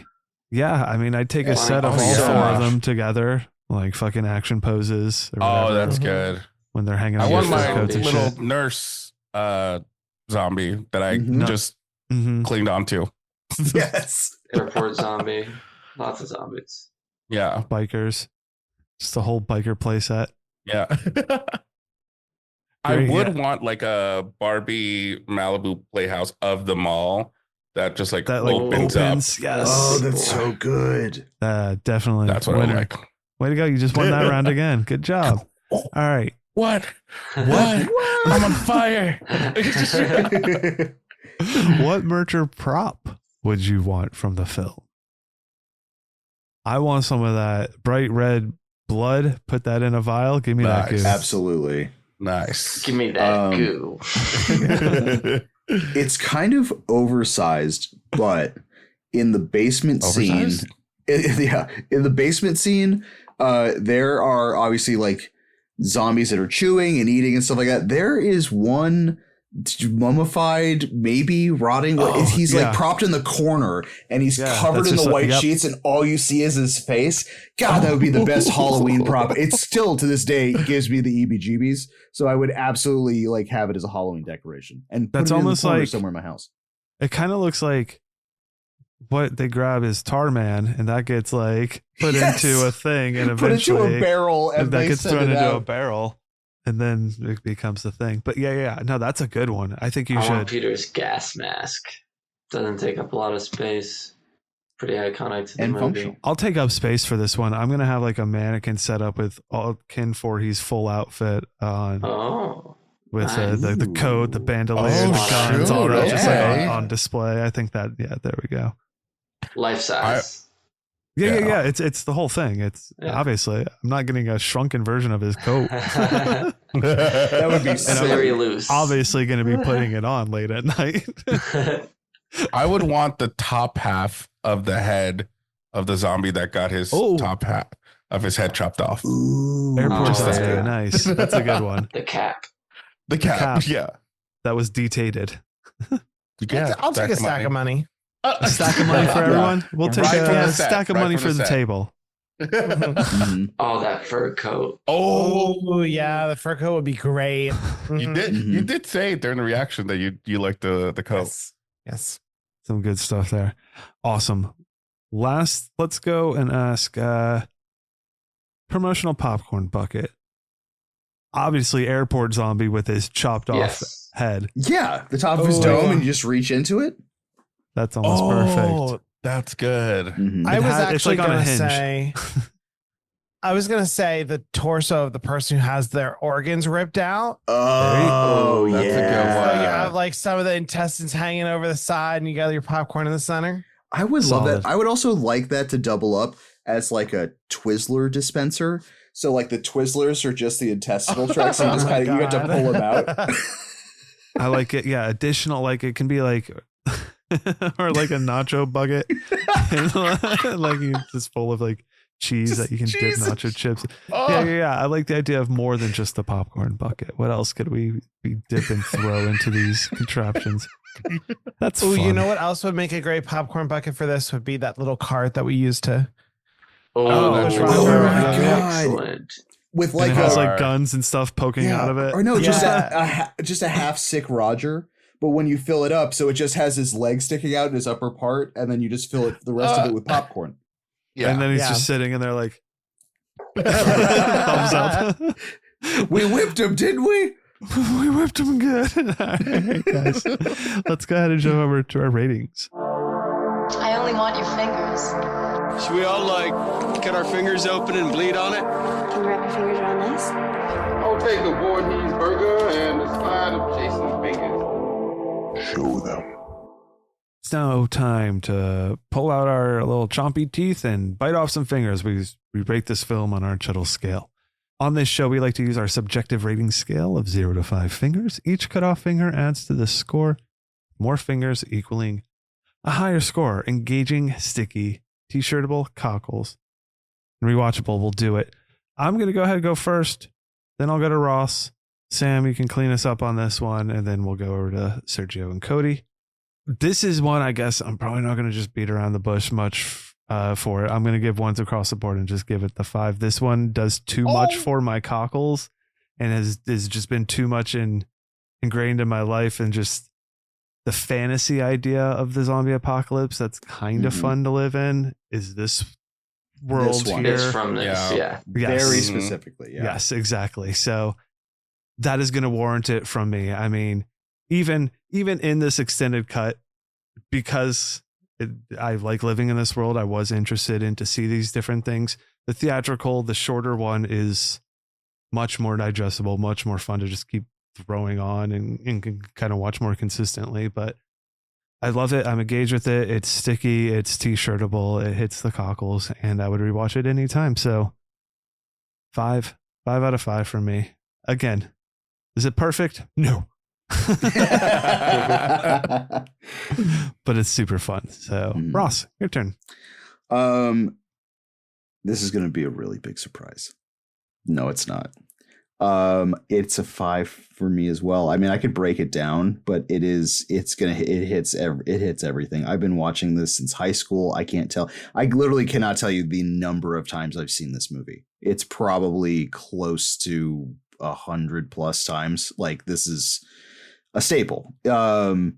Same thing. I will hugely recommend theatrical version. This is the extended cut version is like when you read Sherlock Holmes, and then it's the edition that has all the historical facts that are going on at the time to make whatever you're reading relevant. So it's like, this is what the extended cut is. You know what I mean? Like, you can go with the theatrical one if you want the real deep dive with more narrative, the crazier scenes, things like that. The extended cut is different music. Different really music. It a lot. It really does. The Chuddle cut will have the extended, but bring back the full goblin. And like, yeah. But yeah, no, I mean, like, I'm engaged every single time that I watch this, which is insane because of the amount of times that I've actually seen it. Yeah, it just, I don't know, it's sticky. I quote it all the time. I've had shirts of it. The cockles are just like, much like the power system at the Monroeville Mall, nuclear. It's nuclear. Always it's on. Nuclear cockles. It's always on. And rewatchable. I have this in every single fucking format, and I will watch it online. And this is one of the very few movies, if someone will be like, hey, let's watch Dawn of the Dead, and I've actually watched it the night before, I'd be like, fuck it, I would sit with a friend and watch this again. Sit with a friend. Thanks, Ross. 5 out of 5. We know how that feels with you. Sam, your turn. Reggie. I heard that gulp. I wasn't expecting anything. So I am going to do my ratings as if it was the theatrical cut. Okay. Because the extended cut would be lower. For instance, it wouldn't get a full 1 for engaging, which I'm going to give it. Because the extended cut just meanders too much. So I'm glad I was like, I didn't get through the whole thing, but I was like, I got to put on the theatrical cut just to remind myself that, like, it's not like this. Oh, sure. So 1 for engaging. Sticky's only going to get a 0.5. I've never owned a copy. I've only rented it or watched other people's copies. And so I didn't see it enough for it. Like, I remember it was one on the wall. I remembered the bikers at the end, things here and there, but I certainly don't remember it, like, scene by scene or beat by beat or anything like that. T-shirtable, I'll give a 1 to. Plenty of it. Just, there's so much cool looking stuff in it. Poster itself is great. But definitely rock a shirt for it. Cockles is not getting a full 1. It's gonna get, gosh, it's tough because I still am struggling with the extended cut. I'll give it a 0.75 because when I put on the theatrical, it just moves better, music's better, and I do love the gore effects and that bright red blood and a lot of the shots in the movie. So can't give it a full 1, but I'll give it 0.75. And rewatchable is, I'll give it a 0.5. I am not interested in watching this anytime. I do really want to watch the European version soon just to compare it. But then after that, I'm not sure when the next time I would watch it is. So that's a 3.75. On Letterboxd, I'd probably round it up to a 4, but I'll just leave it there for now. Dope. So there we go. Takes us to Cody, Sergio. I'll leave it up to you. All right. So I'm going to rate off of the extended version because it's the only one that I've seen. So for that reason, engaging, I am going to give a 0.5 because you're absolutely right, Sam. It meanders a lot and it could use a little bit of trimming down. Sticky, I'm going to give a 1.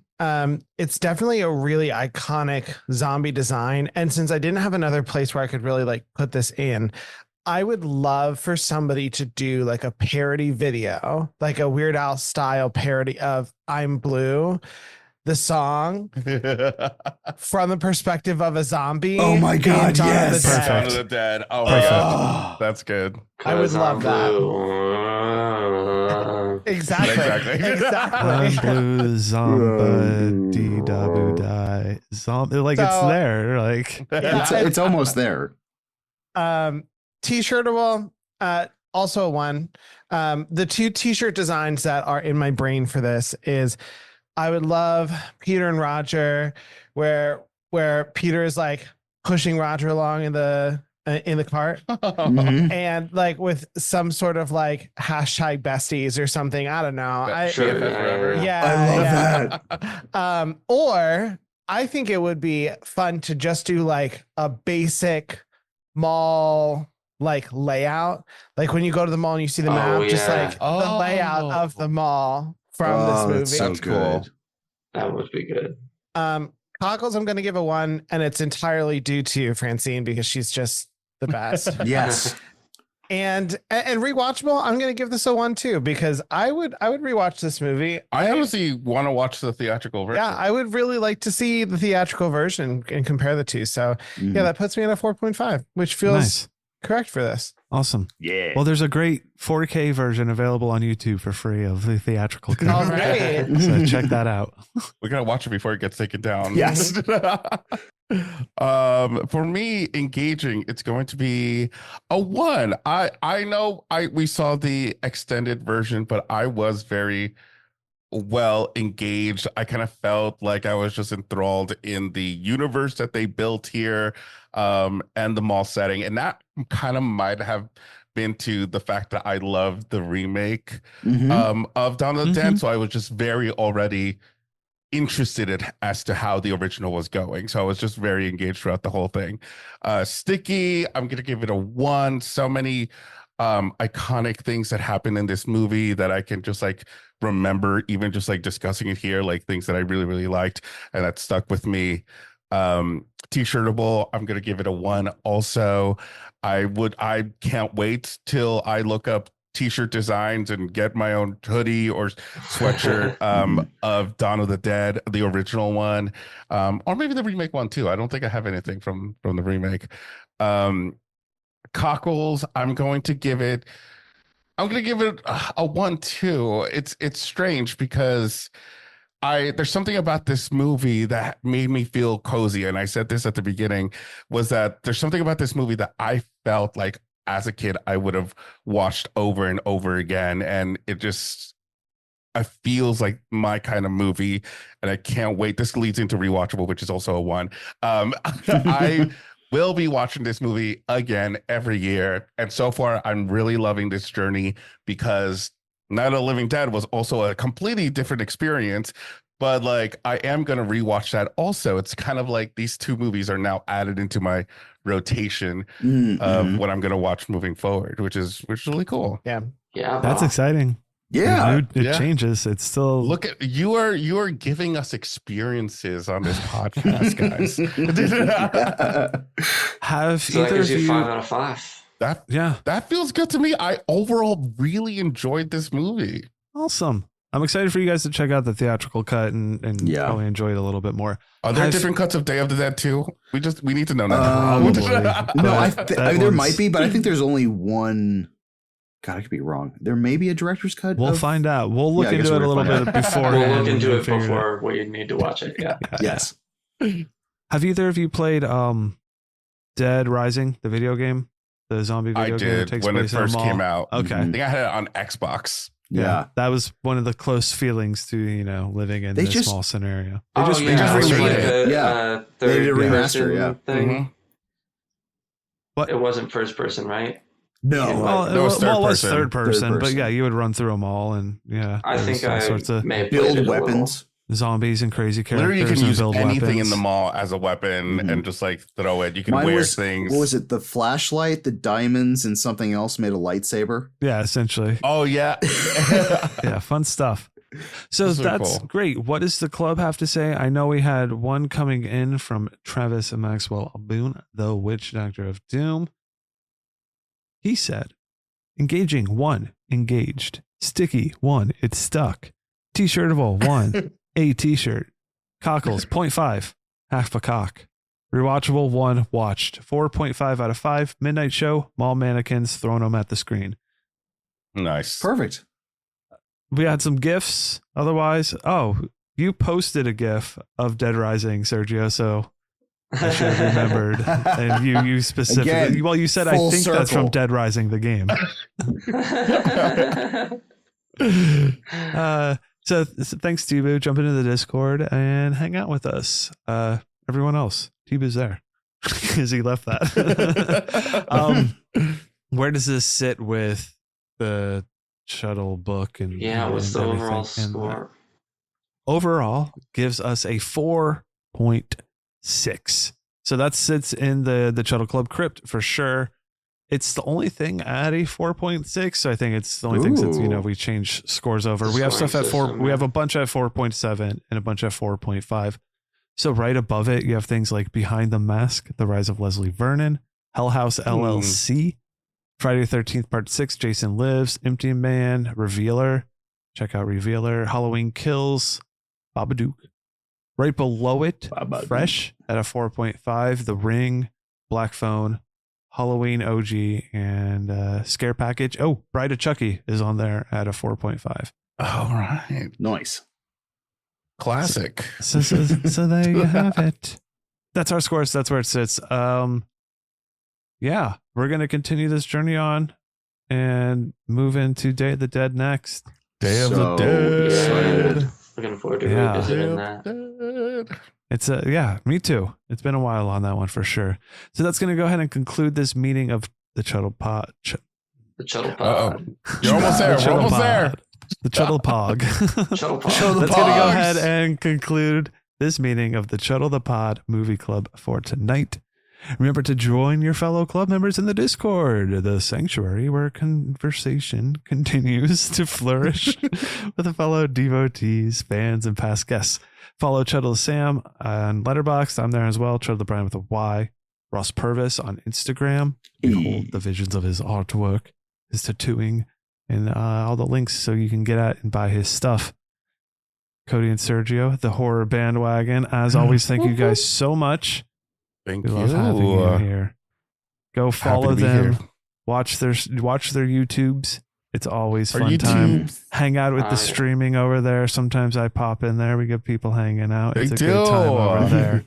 Follow them everywhere. You're on all the big ones, right? You're everywhere. Yeah. Google us. Congrats. We haven't mentioned this is your first time on as officially married.